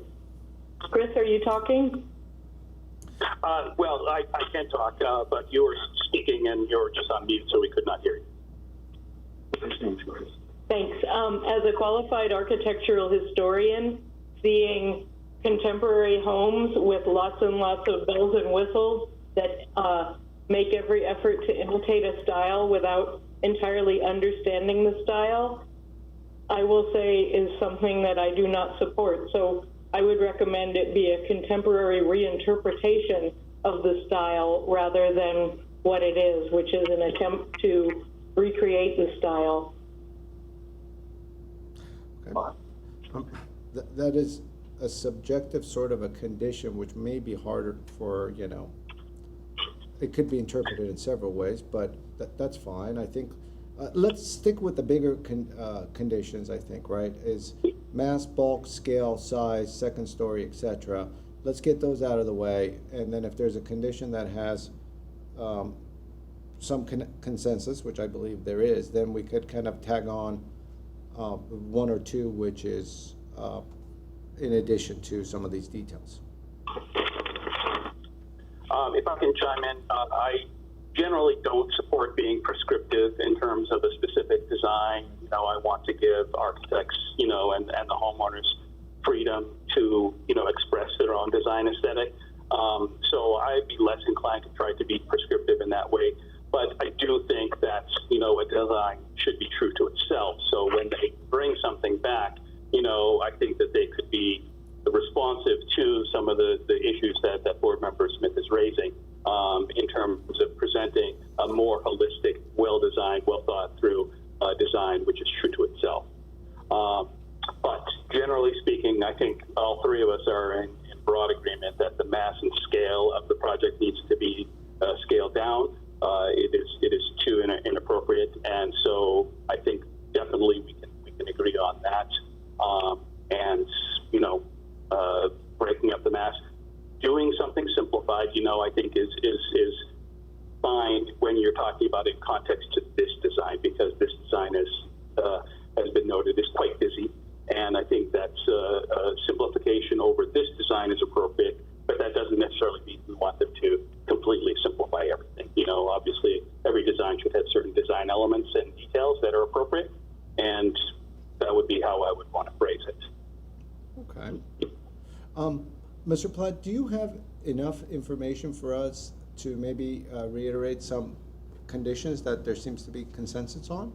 Sure. And the more you can, I know that we don't ask, and the board shouldn't in general quantify things, but if we could use adjectives such as significantly reduce the square footage of the second floor. That's something the board has done before, asking for a bedroom or more to be eliminated. That gives us a sense of how far we want to shrink things. But in general, we're looking at the primary conditions being reduce the overall mass of the project, and I believe that would primarily be at the second floor, but looking at it holistically, both floors. We would, in conjunction with that, end up minimizing or reducing floor area to some degree to make it more in keeping with other homes in the neighborhood. We would pull the second floor back further from the first floor wall line so that it reads as kind of a receding structure rather than a dominating structure. And then in terms of style, and I think to Board Member Smith's point, the board has approved, especially in North Glendale, many of these what we at staff level call contemporary craftsmen, which generally are, you know, horizontal wood siding, trim around the windows, gables arrayed around the building in an appropriate manner, that don't have a lot of Oingapachki, you know, trusses and tapered columns and things like that. And so I think we do have some experience guiding designers in that direction, if that's what I'm hearing from the board. I think all three of you probably would find consensus on that, but let me know if not. I believe there's consensus to keep this craftsman style in a simplified version. And I think based on Sheriff Simonian's goals, we won't talk about specific details. We won't focus so much on some of the staff conditions because it's very likely that many of those things will change in the redesign. I believe I heard consensus, and I understand that the owner and the designer are fond of the stone cladding, but staff, I think, agrees with the board that that's not appropriate on a craftsman except possibly at the entry, as Board Member Welsh mentioned, but certainly not at the full base of the building. The example they showed was more of a foundation level stone, and it actually looked, you know, okay for whatever that was, but what they proposed wasn't something that's in keeping with the style.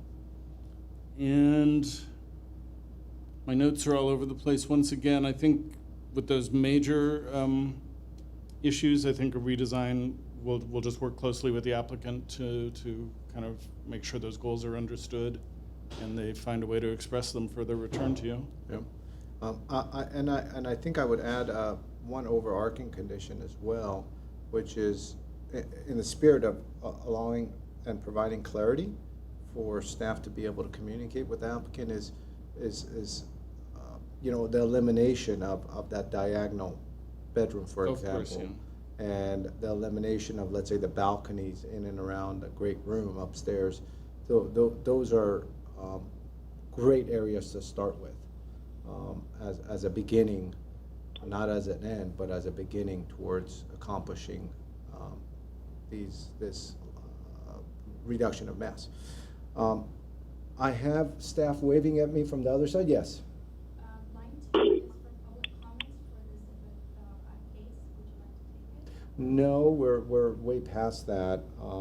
I think with the way the conditions are going anyway, it's a return from redesign in any case. But thank you. So, board members, do those conditions as reviewed by Mr. Platt address at least the beginnings of a motion? Yes, from my perspective, Mr. Chair, they would, and with that, I would make a motion to return for redesign with the guidance as expressed from all the various comments that we've conveyed so far. I second that. Roll call? Yes, roll call, Mr. Chairperson Simonian, A yes? Board Member Welch, Yes. Board Member Smith, Aye. motion passes 3-0. Great, thank you so much. We're gonna move on to our last case, PDR 191-8486. Board members and staff, does anybody need to take a quick recess? Nope, okay. So with that, we'll go ahead and start that case. And Mr. Bagdigian, you are the case planner, so whenever you get situated, you could start us off.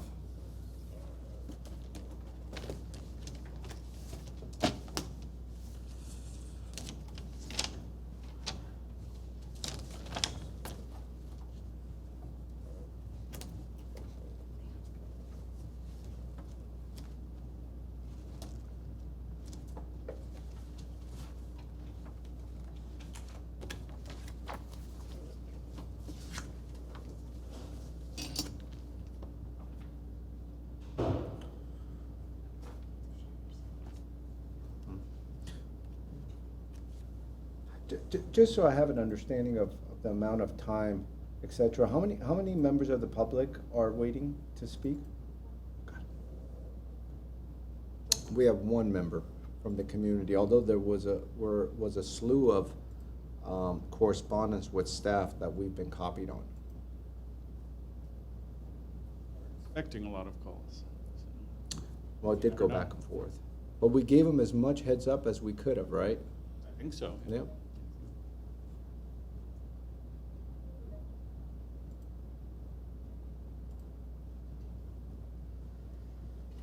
Okay, Mr. Chair and Design Review Board members, we are moving on to the last case on the agenda.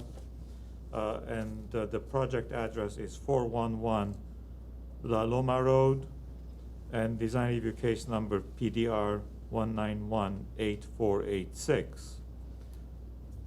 The proposal is for a new 3-story, 1,751 square foot single-family dwelling with an attached 498 square foot garage.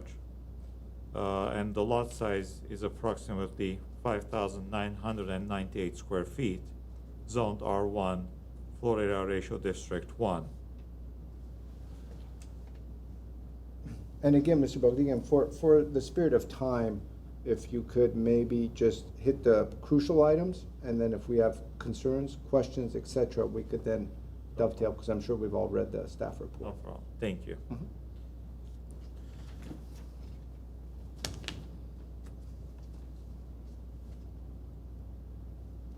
Scrolling through the design, the property is a small triangular lot.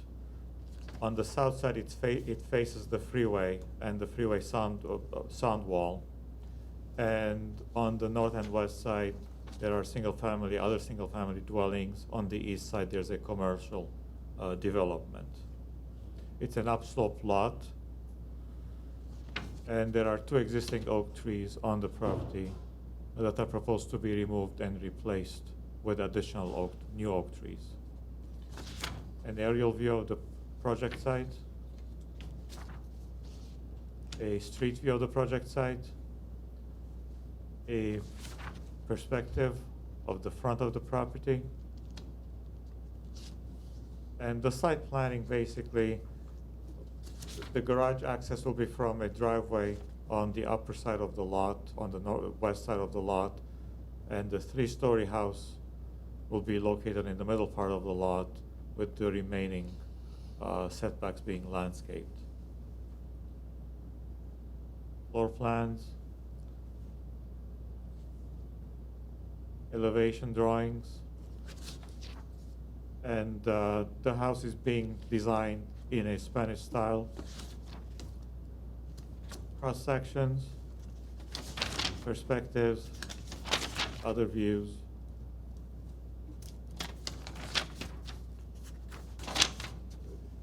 With respect to staff's recommendation is for approval with conditions, and a number of conditions, if I can go over them. One is to reduce the building height to 28 feet. Presently, as the project is proposed, the height exceeds the allowable height by a few inches. So staff's recommending reducing the plate height at the upper level, or further lowering the elevation of the house. The windows, as specified on the plans, aren't clear whether they are wood or fiberglass, and staff's recommendation is to clarify these. Both can work. The window schedule shows wood, and some other documents in the submittal refer to fiberglass, and this needs to be clarified. The landscape plan has some inconsistencies with the site plan, and there's a condition to coordinate this. There's another condition to minimize the retaining walls next to the driveway.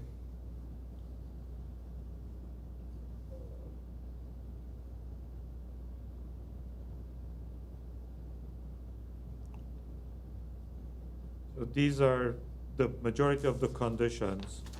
The Public Works Division has commented and requires that the sidewalk continue around the light post, and this is being conditioned so that it can be addressed if the project is approved.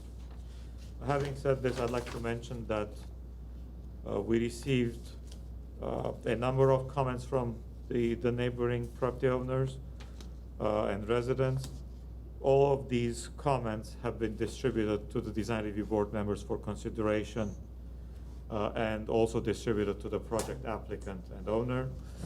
In addition to this, the sign that was posted on the property contained an error. The day of the meeting was advertised on the sign as Wednesday instead of Thursday. As soon as this came to our attention, we asked the property owner to correct this. This was corrected yesterday. The remaining notices, which are the mailing of the postcards to the property owners and residents, as well as the notice posted on the city's website, those were all correct. The date of the hearing was correctly advertised.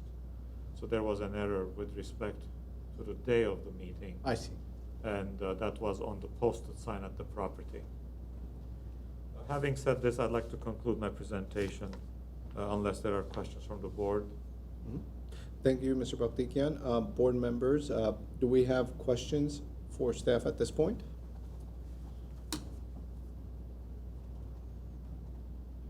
No? I'll take the silence as no. So with that, we'll move on to the applicant.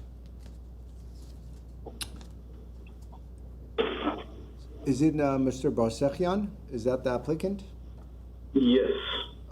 You're on the air. If you would please state your name for the record and walk us through your project, and you could maybe even briefly talk about conditions that are stated in the staff report that you agree with and you think you could work with staff on, or if you have concerns regarding conditions, let us know. All right, thank you so much. My name is Sevan Barsekian. I'm the designer for this project. So dealing with this project, this is clearly a very unique site. It's a triangular lot that is sloping pretty intensely up towards La Loma. And because it's still R1 and not a hillside lot, we had a lot of challenges trying to figure out a way to make a Part 2 work where we could sort of conserve the topography of the lot and build around the topography while trying to achieve as much square footage as we can for the property owner. And so we believe that this design really tries to address both issues while trying to appease all the requirements from the city for setback purposes, height limitations, all that stuff.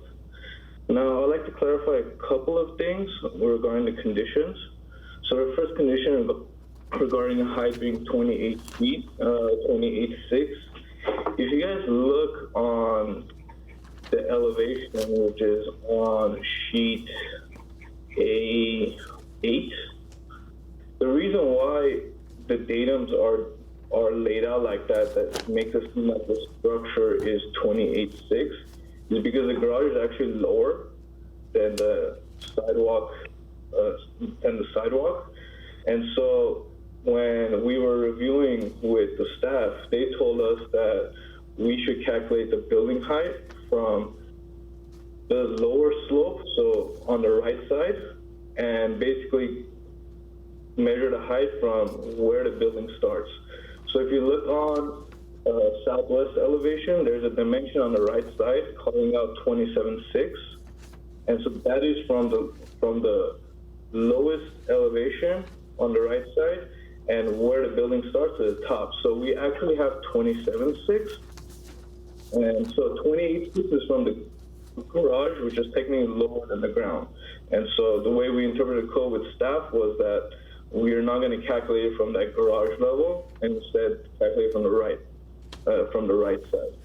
And so obviously, if the staff would like to clarify on that, give us other recommendation on that, that's totally, we could sort of try to work with it. The other main concern we had with the conditions was the retaining walls on the driveway side. So obviously with this unique lot where we aren't allowed to have a garage facing the street, which is technically the side setback, like we would be allowed in a hillside property, the only way we found to achieve this driveway, which abides by all clearances for turn radiuses and all that stuff, this is the only way we were able to achieve it. And the way we ended up designing it was, instead of recommending one solid wall that's going up almost 15 feet, we actually broke it down to 3 tiers, and to allow for planters to sort of hide some of the height of that retaining wall. So, I mean, we are willing to work with staff on it, but we feel like that condition is very hard to go around just because of the topography of the lot and how we're supposed to deal with creating a driveway for this property. And regarding the rest of the conditions, considering the lighting and permeable flooring, that's definitely stuff that are more cosmetic that we don't have an issue with looking and showcasing on the project. Also, the other one that we had a concern on regarding was specifying the stucco finish material for the retaining wall. I think it was clearly illustrated on the elevations that it was going to be the same stucco finish that was matching the house to create that continuity. So, I mean, if there's anything more that we need to specify regarding that, we could definitely go ahead and specify that. Mr. Barsinian, I have a question for you. Yes. The first time the board heard this was almost 4 years ago. I'm the only board member that was part of that previous case. I see here the applicant was a William Jelliffe. Were you involved with that project? No, I wasn't. So that project, after a design review, got sold to the current property owner, who was also on the line during this hearing. And so we initially tried to go around the conditions of that initial hearing, and we found that, I mean, that project didn't seem that logical in the sense that the proposal was essentially to excavate the entire lot and make it a flat lot and build around that. And even with that, we weren't even able to achieve outdoor space for the house, which I don't feel like is appropriate. We feel like this design really tries to illustrate what architects are sort of supposed to do, which is abide by topography and all that, topography and basically the context of the site. And that's what we really try to showcase here in this project.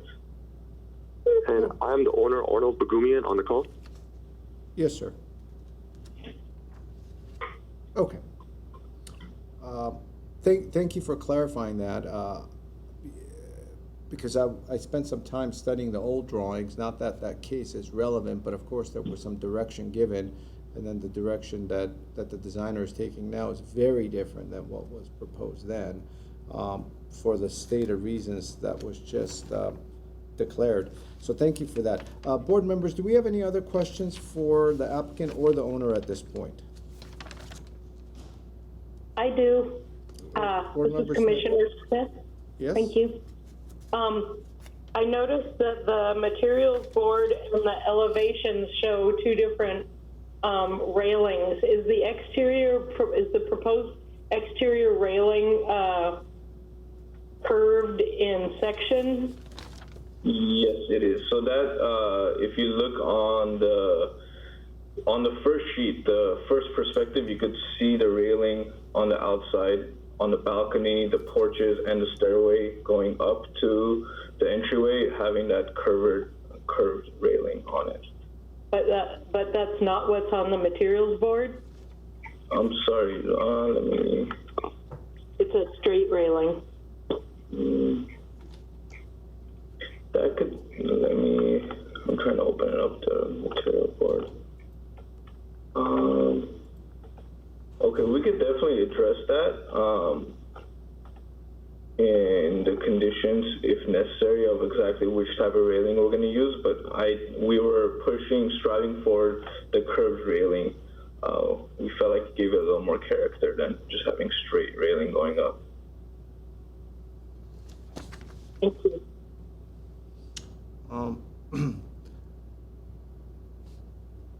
Mr. Borserian, I have a question for you, and taking a step back and really looking at this from a holistic point of view, you had mentioned that you had taken on a very different direction from the initial submittal, really for site planning purposes and really trying to incorporate and better situate the proposed design onto the site. And I'm wondering, what are your thoughts regarding a roof deck versus this enclosed courtyard? Because that's a big overarching thought. And so did that come up in discussion as you were looking into this? So we actually do provide, we were considering doing a roof deck. We're considering doing both of those, a roof deck and having a courtyard. But the way it's situated, if we did a rooftop deck, it would require people using it to go up the stairs to essentially what we're doing is entering straight into the master. Mm-hmm. So the circulation wouldn't really make sense to have the only public outdoor space be accessed through the master bedroom.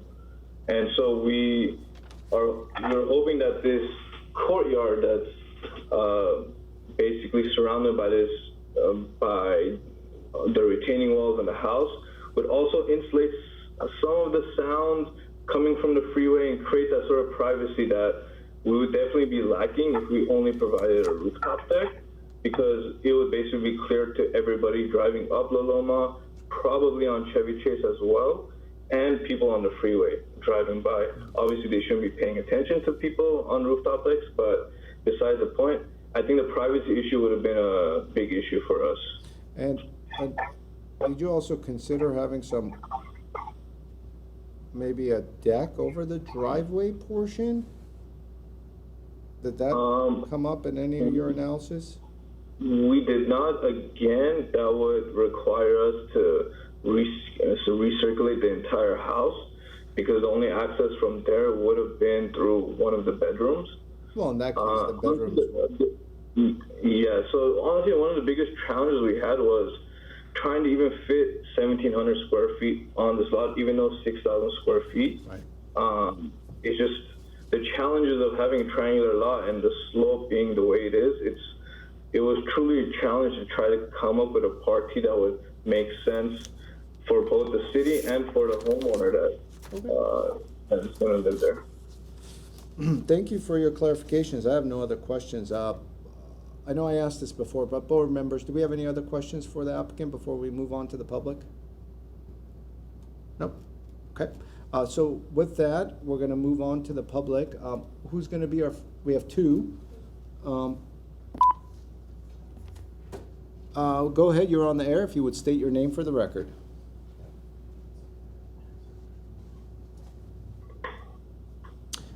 You're on the air. State your name for the record, and if you would, mute anything in the background.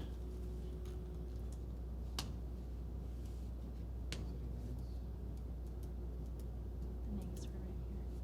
David Colton. Okay. Hey, thank you.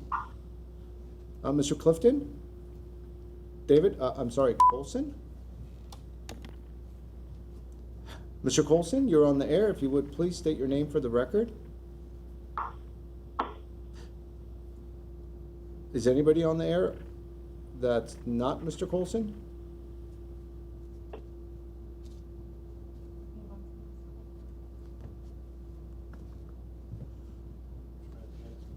Okay.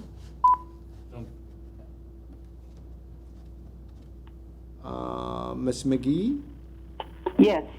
You're on the air. If you would please state your name for the record. Thank you for your patience with bearing with us. And Thank you. you have 3 minutes. My name is Teresita McGee. I live at 442 Woodbury Road. That would be the property adjacent to the La Loma proposed site. I have a few concerns that I've already mailed in. One of them was obviously my immediate privacy. Second was the destruction of protected trees that are protected by the city ordinance in Glendale. The third was, of course, the retaining walls and the integrity of the slope that is really close to my property line. And one, I believe the most important one, is the whole idea of the blocking of the T intersection when Woodbury Road slopes down onto La Loma Road. I believe that having that building, the size of that building in that small lot, would increase the obstruction of motorists coming down from Woodbury, and possibly increase the probability of accidents. I'm concerned about, I love the design, and I'm happy to see that the designer has been doing all kinds of things to try to build such a huge thing in such a little lot. But I'm concerned about the safety of the driveway and the parking during the day as people exit in and out Chevy Chase, La Loma, and Woodbury Road.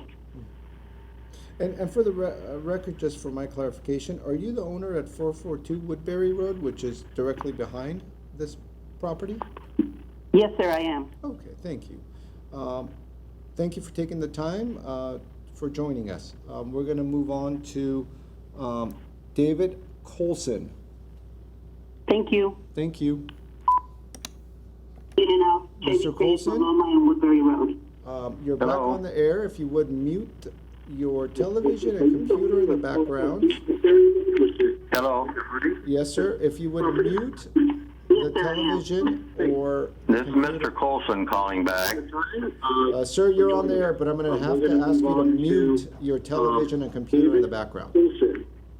Well, are you not talking with another public resident right now? No, there's a delay, so you need to. All right, well, I can turn this down. There you go. Mute it.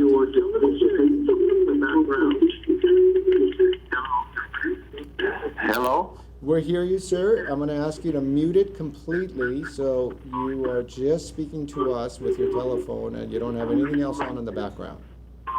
All right, just hang on here. Bring it all the way down. I'm going to turn it off, but then I can't hear you unless I'm talking to you on the phone. That's right. Now, can you hear me? You could hear me because you need to I turn. can hear you, but it's not very loud. Well, okay, so do you have everything else turned off in the background? Well, I did provide a letter to to Chris, Yes? Bagdikian, and he did reply back on email that he had received it and would forward my comments to the board.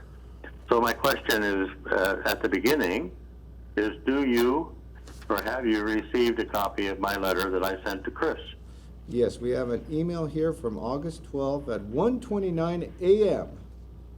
from you to staff, and I have it right in front of me, and other board members have gotten a comment, gotten a link to it as well. So yes, sir, we're aware of your letter. Okay, am I talking with Chris now? No, you're talking with board member Simonian, the chairman. Okay. Chris is in the chamber.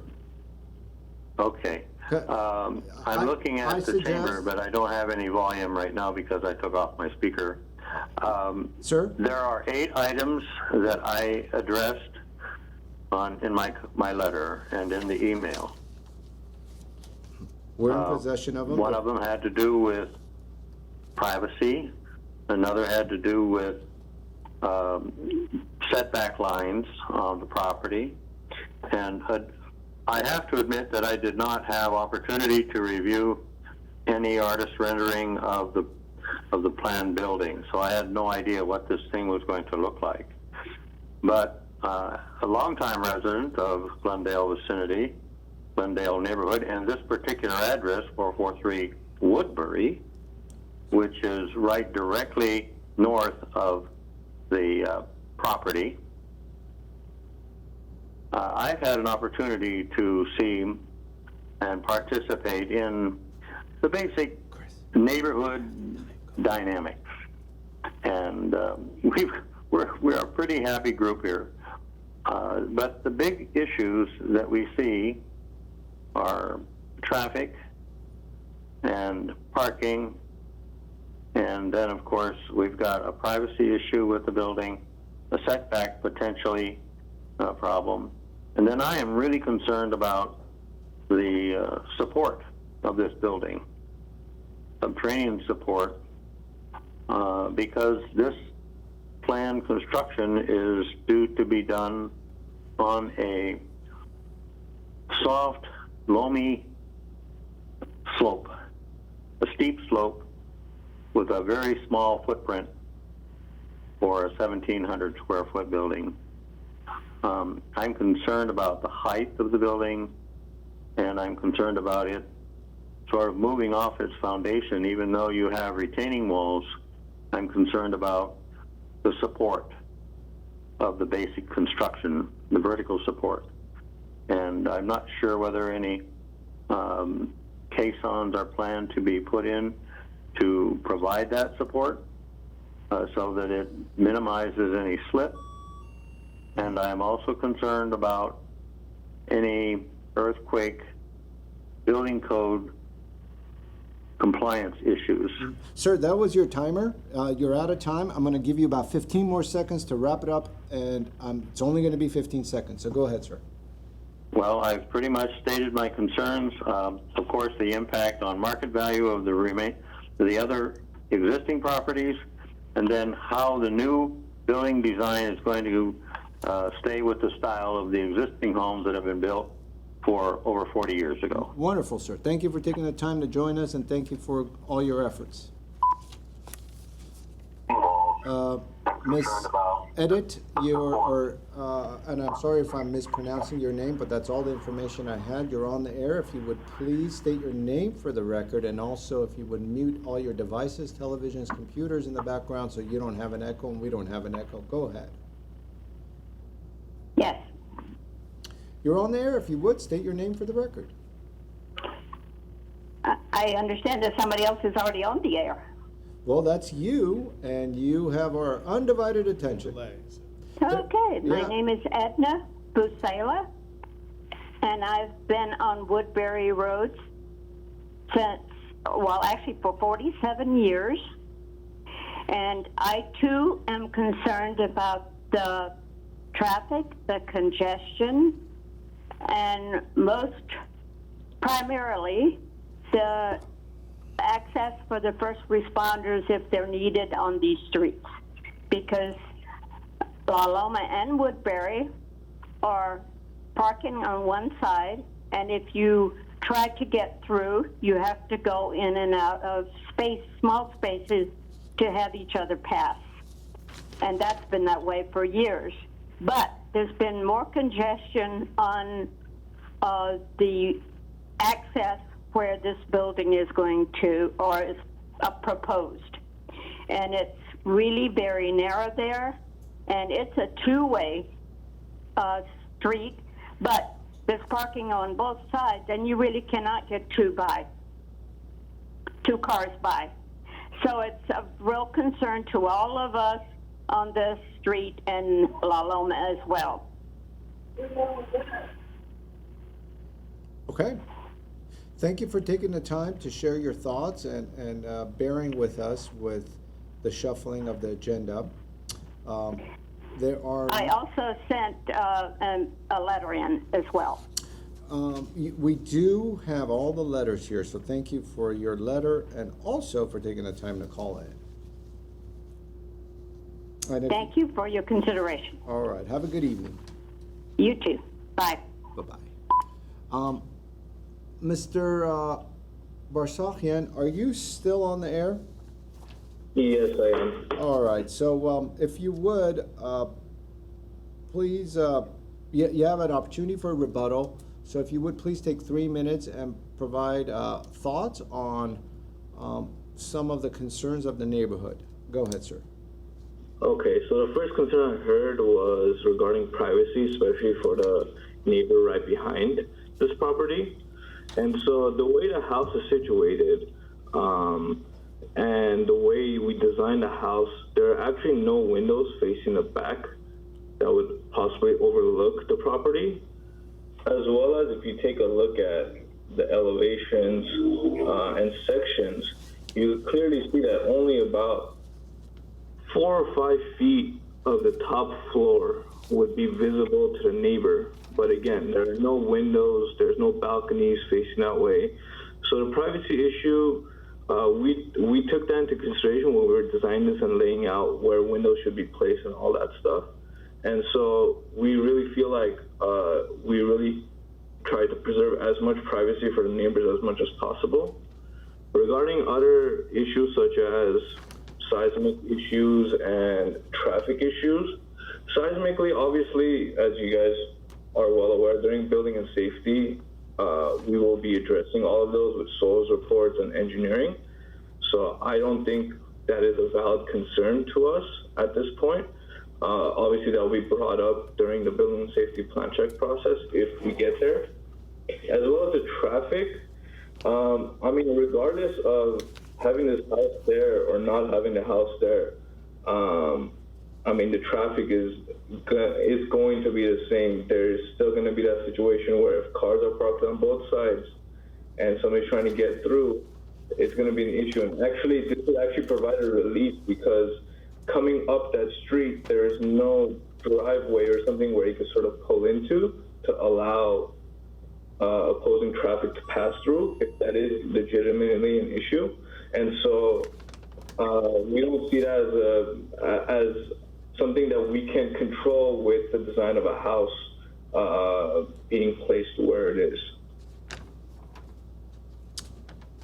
Okay, sir. Thank you so much for taking the time to address those thoughts.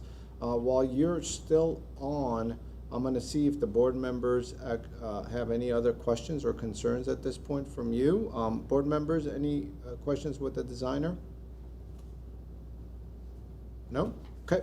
So with that, sir, if you would, just hang on, but I'm going to close the public portion, and we'll come back to you if we have any questions to ask. So with that, I'm going to have us get started with board member Walsh. Thank you, Mr. Chair. I must say I'm quite torn on this one. I think the architect has done a wonderful job with the design. I think it is actually a really good design. Worlds of an improvement from the one from 4 years ago, which I also took a little time to study. The dilemma that I face is just, and I know that this is a feature of how the project was situated, where the front is facing Woodbury and the side is La Loma, so it technically has only that 6-foot setback. But it's so huge when you're standing next to it. I've gone to the site a couple of times, and you know, if you're standing at the lowest point of where this building form would meet the street, the height is like 30 feet, but it's only about 7 or 8 feet away from you. So that's an excessive amount of height to me for being so close to the sidewalk. And that's the thing that bothers me about it is that you know, there could have been other alternatives, you know, instead of doing that big courtyard in the back, you know, to get this nice quiet open space, which, you know, I can appreciate their desire for that. And, you know, in the same shoes, I probably would have tried to do the same. But at the same time, it's making the street pay for that by putting this big, massive structure so close to the street. Just because you can doesn't mean you should go all the way up to the limits. And so it concerns me that the scale of it and how it addresses the street. But stylistically, I think it meshes with the neighborhood. I think attempting to do a 3-story house is not inappropriate, but it would have been better to me if rather than pushing the tallest part of the house onto, you know, the higher portion of the property, they could have maybe stepped it back, you know, and built it more into the hill. And in that location where the courtyard is, maybe that could have been where the second story would have been, rather than being so close to the street. So, like I said, I'm a little torn on this one. I can make the findings to either approve or deny, but I am very concerned about the height, in particular the wall of the living room. The parapet extends multiple feet above the roof, and does it really need to extend that high? So that's my perspective here. Beautiful design, I really do like it, but I'm troubled by how tightly and how immense it feels as it addresses the street. Thank you, Board Member Welsh. Board Member Smith? Thank you very much, Mr. Chair. I agree in a lot of ways with Commissioner Welsh. I do think this is a challenging lot on a challenging curve. I paid attention to the neighbors' comments in all the letters, which I know were heartfelt, but few addressed the design. To me, the perceived mass of this design is too large. Down, 1 second. I believe the retaining walls are extremely prominent. I looked at the turning radius in the driveway, and it's my belief that the retaining walls along the driveway might be stepped in plan in order to give them some relief of those endless walls. I think the design is very regular and not entirely properly proportioned. I get what the designer is doing. I do think it's Spanish eclectic in a neighborhood with a lot of Spanish houses. I think it would really improve all of those retaining walls to provide landscaping that would minimize the visual impact always from the bottom up, where there are some tree wells or something equivalent. It could be ficus repens, as I recommended on another case tonight. I think also the step terraced planters in the front being the exact same material as the rest of the house gives the house a little bit more height and more mass, which is unfortunate. Going down my notes.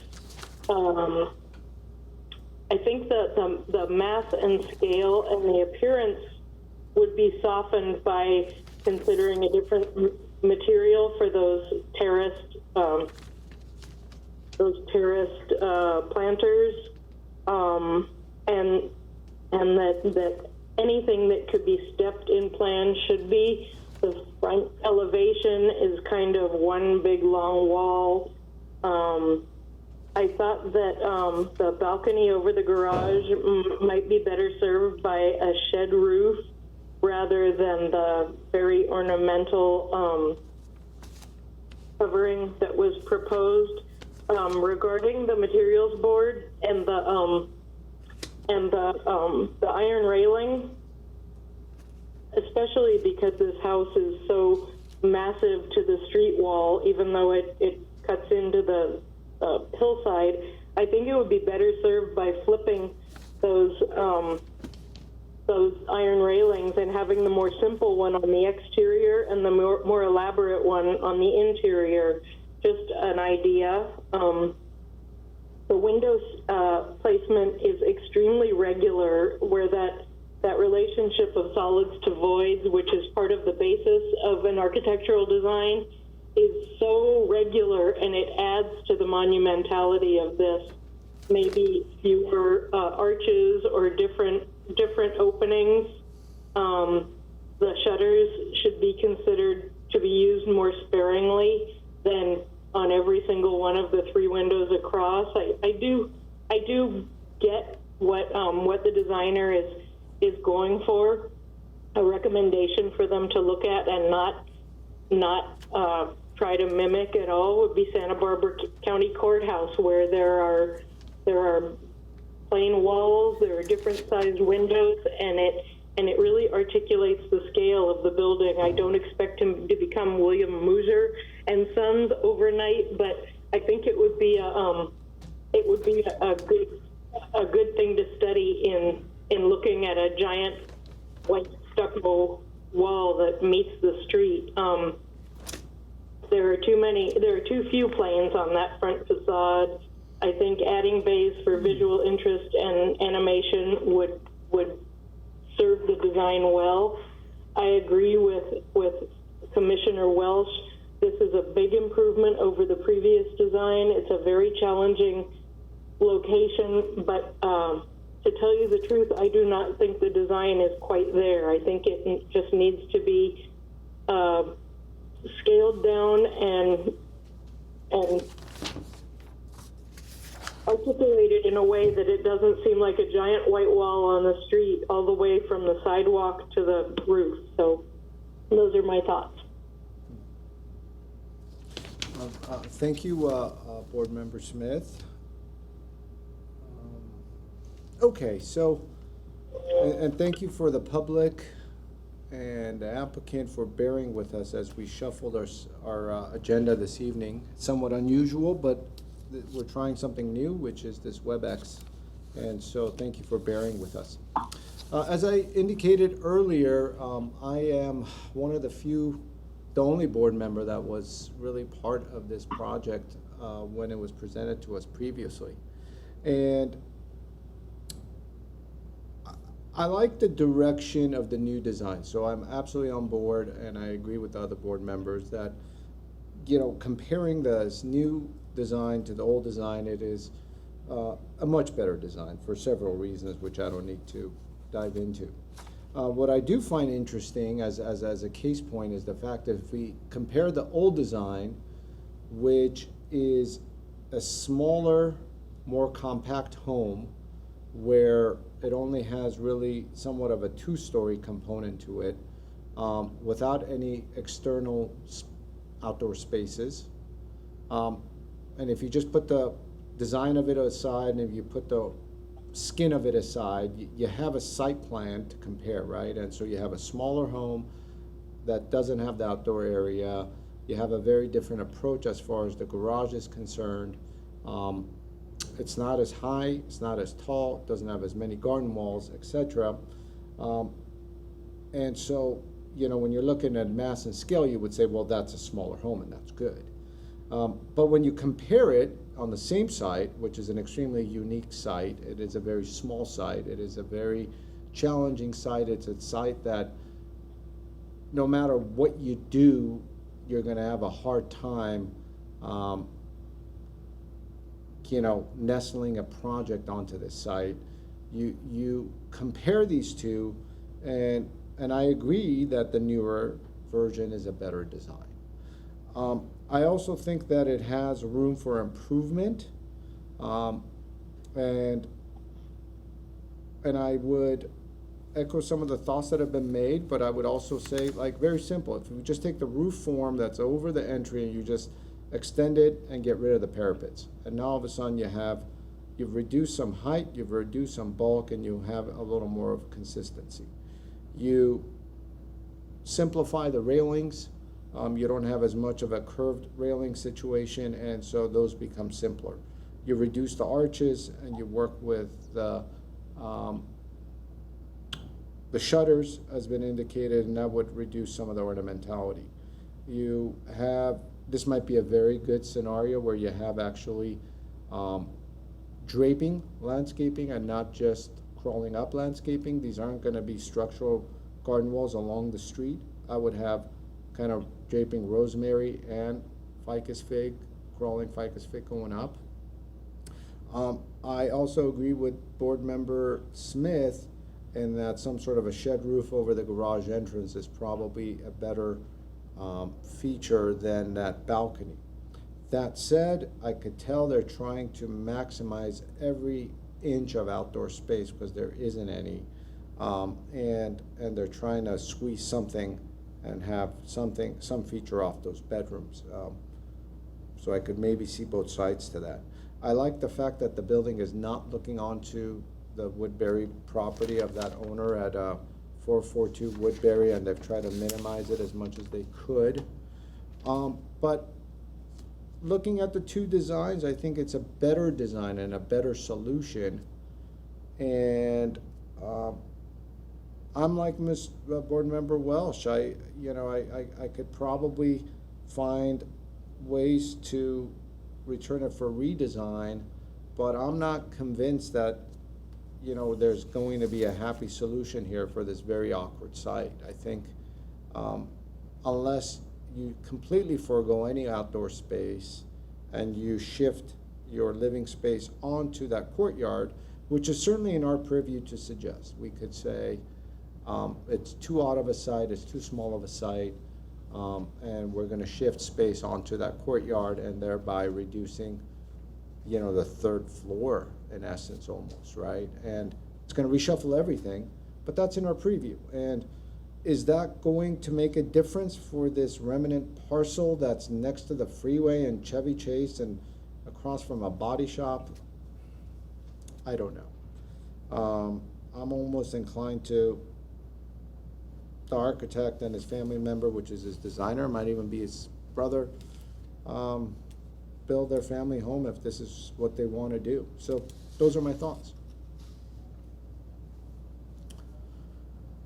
I would suggest that we first figure out if there's support to move the project along, or if this is just a return for redesign. And if it is, then we would probably suggest some thoughts like we did on the other case, a very overarching direction for the applicant.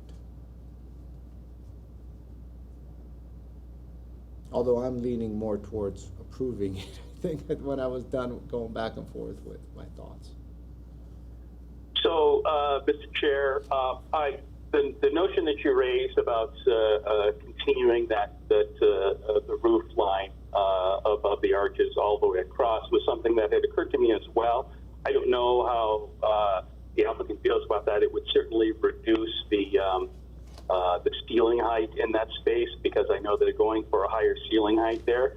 But I think perhaps that you could take a little bit of that courtyard perhaps and position that entire rectangular or that space where that living room and kitchen is and just shifted it back maybe.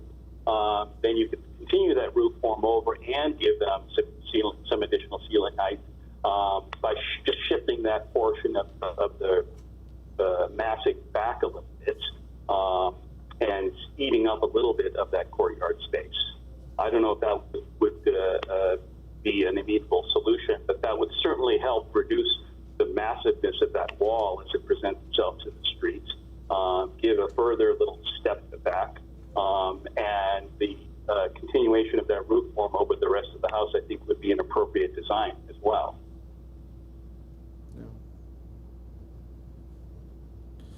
Those are good suggestions, good points, Board Member Welsh. I think it's one of those where, you know, we're all kind of struggling to find the magic solution, but it's certainly a very good solution that you're talking about, and it's gonna come down to the applicant of how dear is that courtyard to them, and how strongly do we as a board feel about, you know, shifting some of that mass towards that courtyard, because that is a very good solution of what you just described, if the thought is to minimize the courtyard. Board Member Smith, go ahead. Thank you, Mr. Chair. In this case, considering what we've all said, and with the encouraging direction that we've been talking about, I would be more inclined to very, very encouragingly return it for redesign with these ideas, rather than approve it with 19 conditions.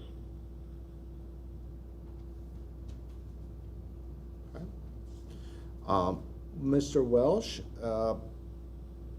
or Board Member Welsh, I'm sorry, if you feel as though you could formulate some motion for approval, I'd entertain listening to it, and I would pass along the gavel and approve it if I thought we were on the same page.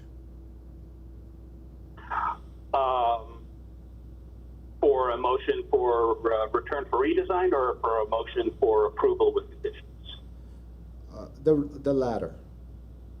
The latter. Okay. Let's see. Well, first of all, let me address the other conditions that they had put in here, which, generally speaking, I thought were fine.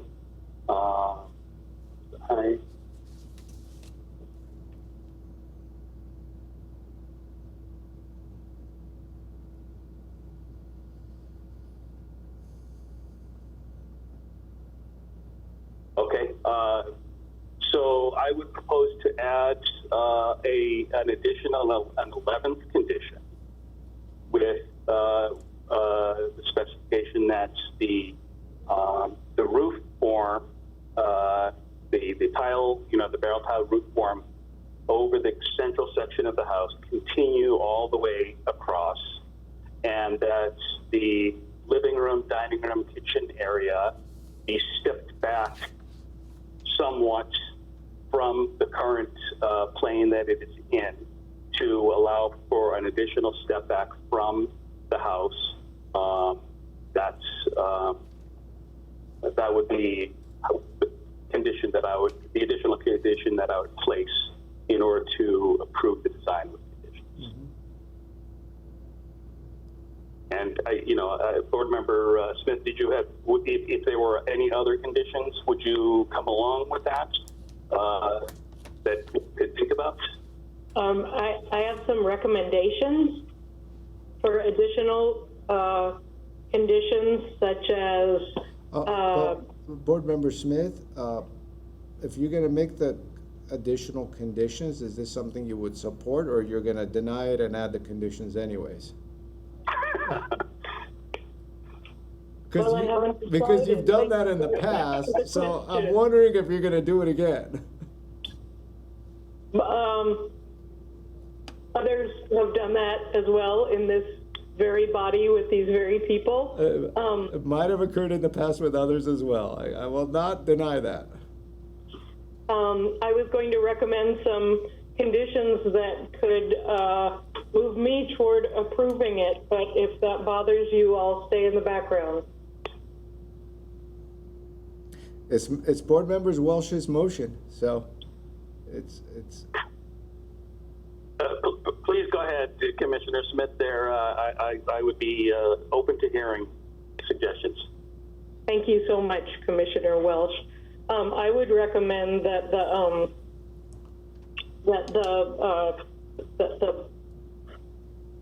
retaining walls at the driveway be stepped in plan rather than a large curve, that be explored.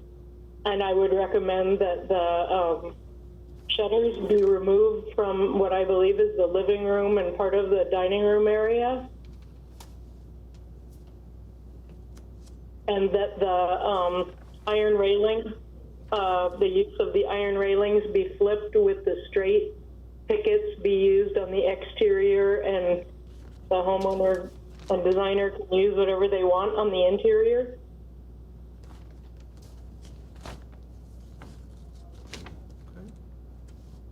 Could you explain for me what you mean about the retaining wall stepped in plan? Because it does appear to me that they are stepped back,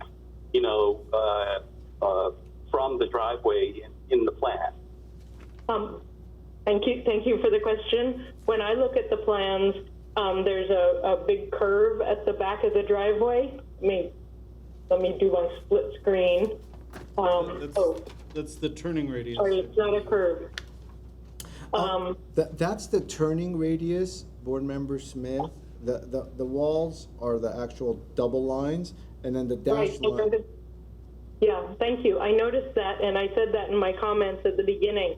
To accommodate the turning radius, the part that is toward the west could step out just even a few inches, which beyond the turning radius, so that nobody would scrape his car, just to give it two different planes rather than one long wall. I see. You're suggesting undulating the wall itself while still maintaining the radius. Okay. Yes, it would step toward the street, toward the west, just a little bit, just so that it wasn't a continuous wall. Actually, I'm having a little trouble. Could we look at? Are we looking at A4? Is that the best drawing to show this? Let me see what page I'm on. Thank you, Mr. Yeah, that's what I was looking at, A4. And I did note that the trash enclosure was intended to be going into that little niche that was put there, correct? It is. It is. See how the turning radius has a few spare feet where it has the word planter? That's A2. Hold on. He left his wipes. Okay, yes. If right where the word planter were at that lower wall, if it were just stepped forward even just a few inches so that there was not a reglet but a change in plane when you look at it, it would be less overwhelming, I believe. And you're talking about the wall that is immediately to the left as you're first pulling into the driveway? Yes, sir. Yeah, the one that runs along the longer property line.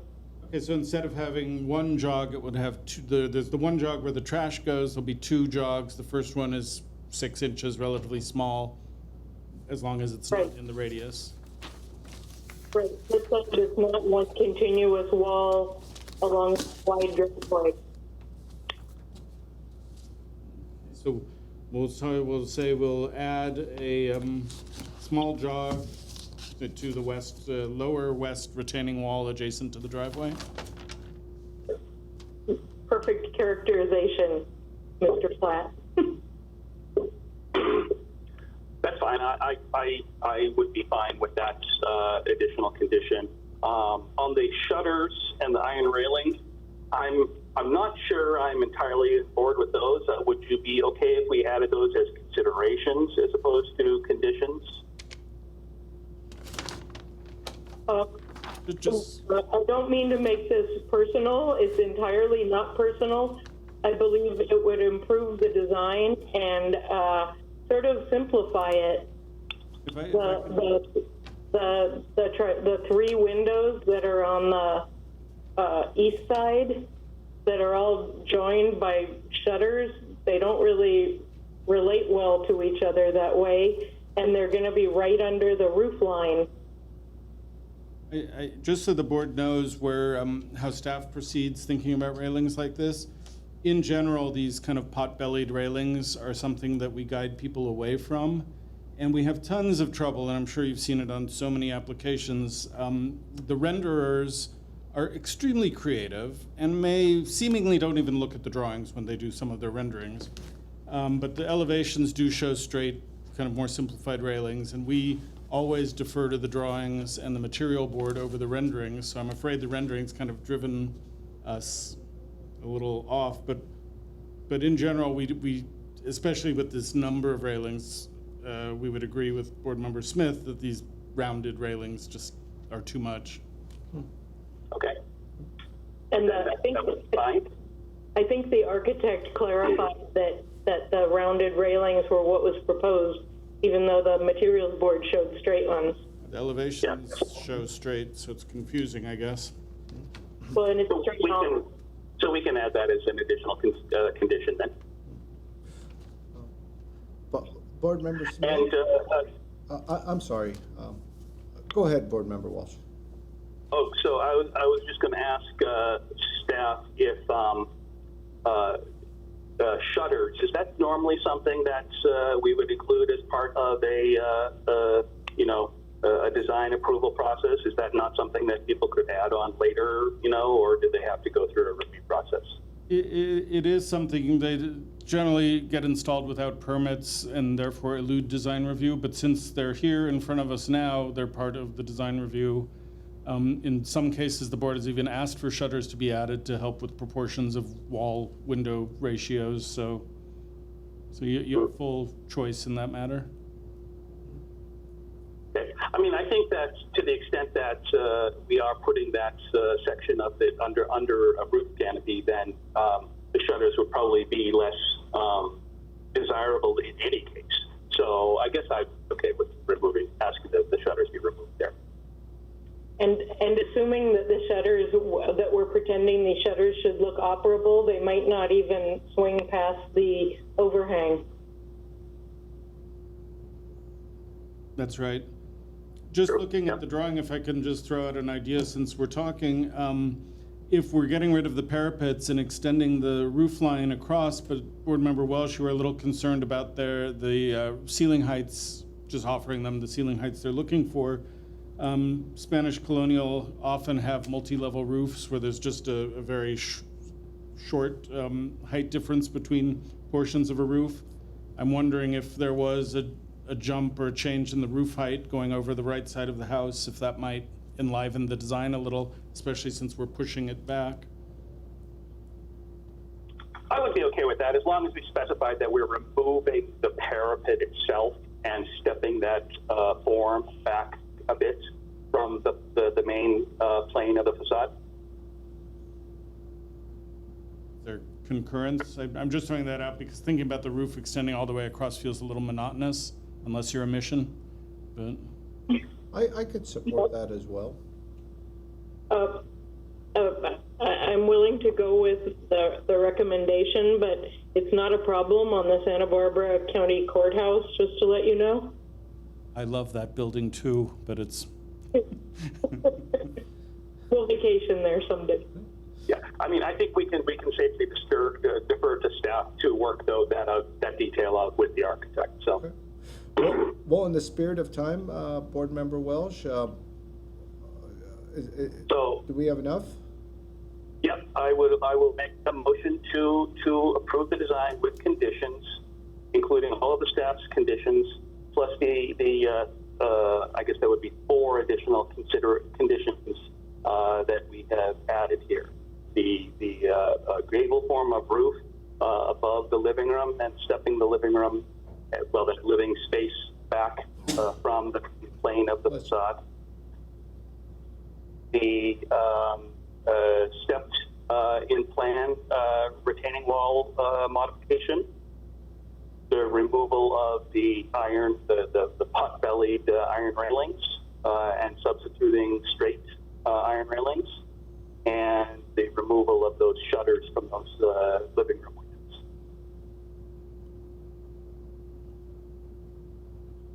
This is Commissioner Smith. I second that. Can we have a roll call? Yes, so we have a motion and a second for approval with condition, and the conditions as we've been discussing. Roll call, Board Member Smith, Aye. Board Member Welch, Yes. and Chairman Simonian. Yes. Motion passes 3-0. Are there any more items on the agenda? There are no further items on the agenda. This was the last case on Well, tonight's agenda. Thank you, board members, and thank you for the general public for bearing with us. And with that, everyone be safe, and we'll see one another in 2 weeks. Mr. Chair, I move we adjourn. I second it.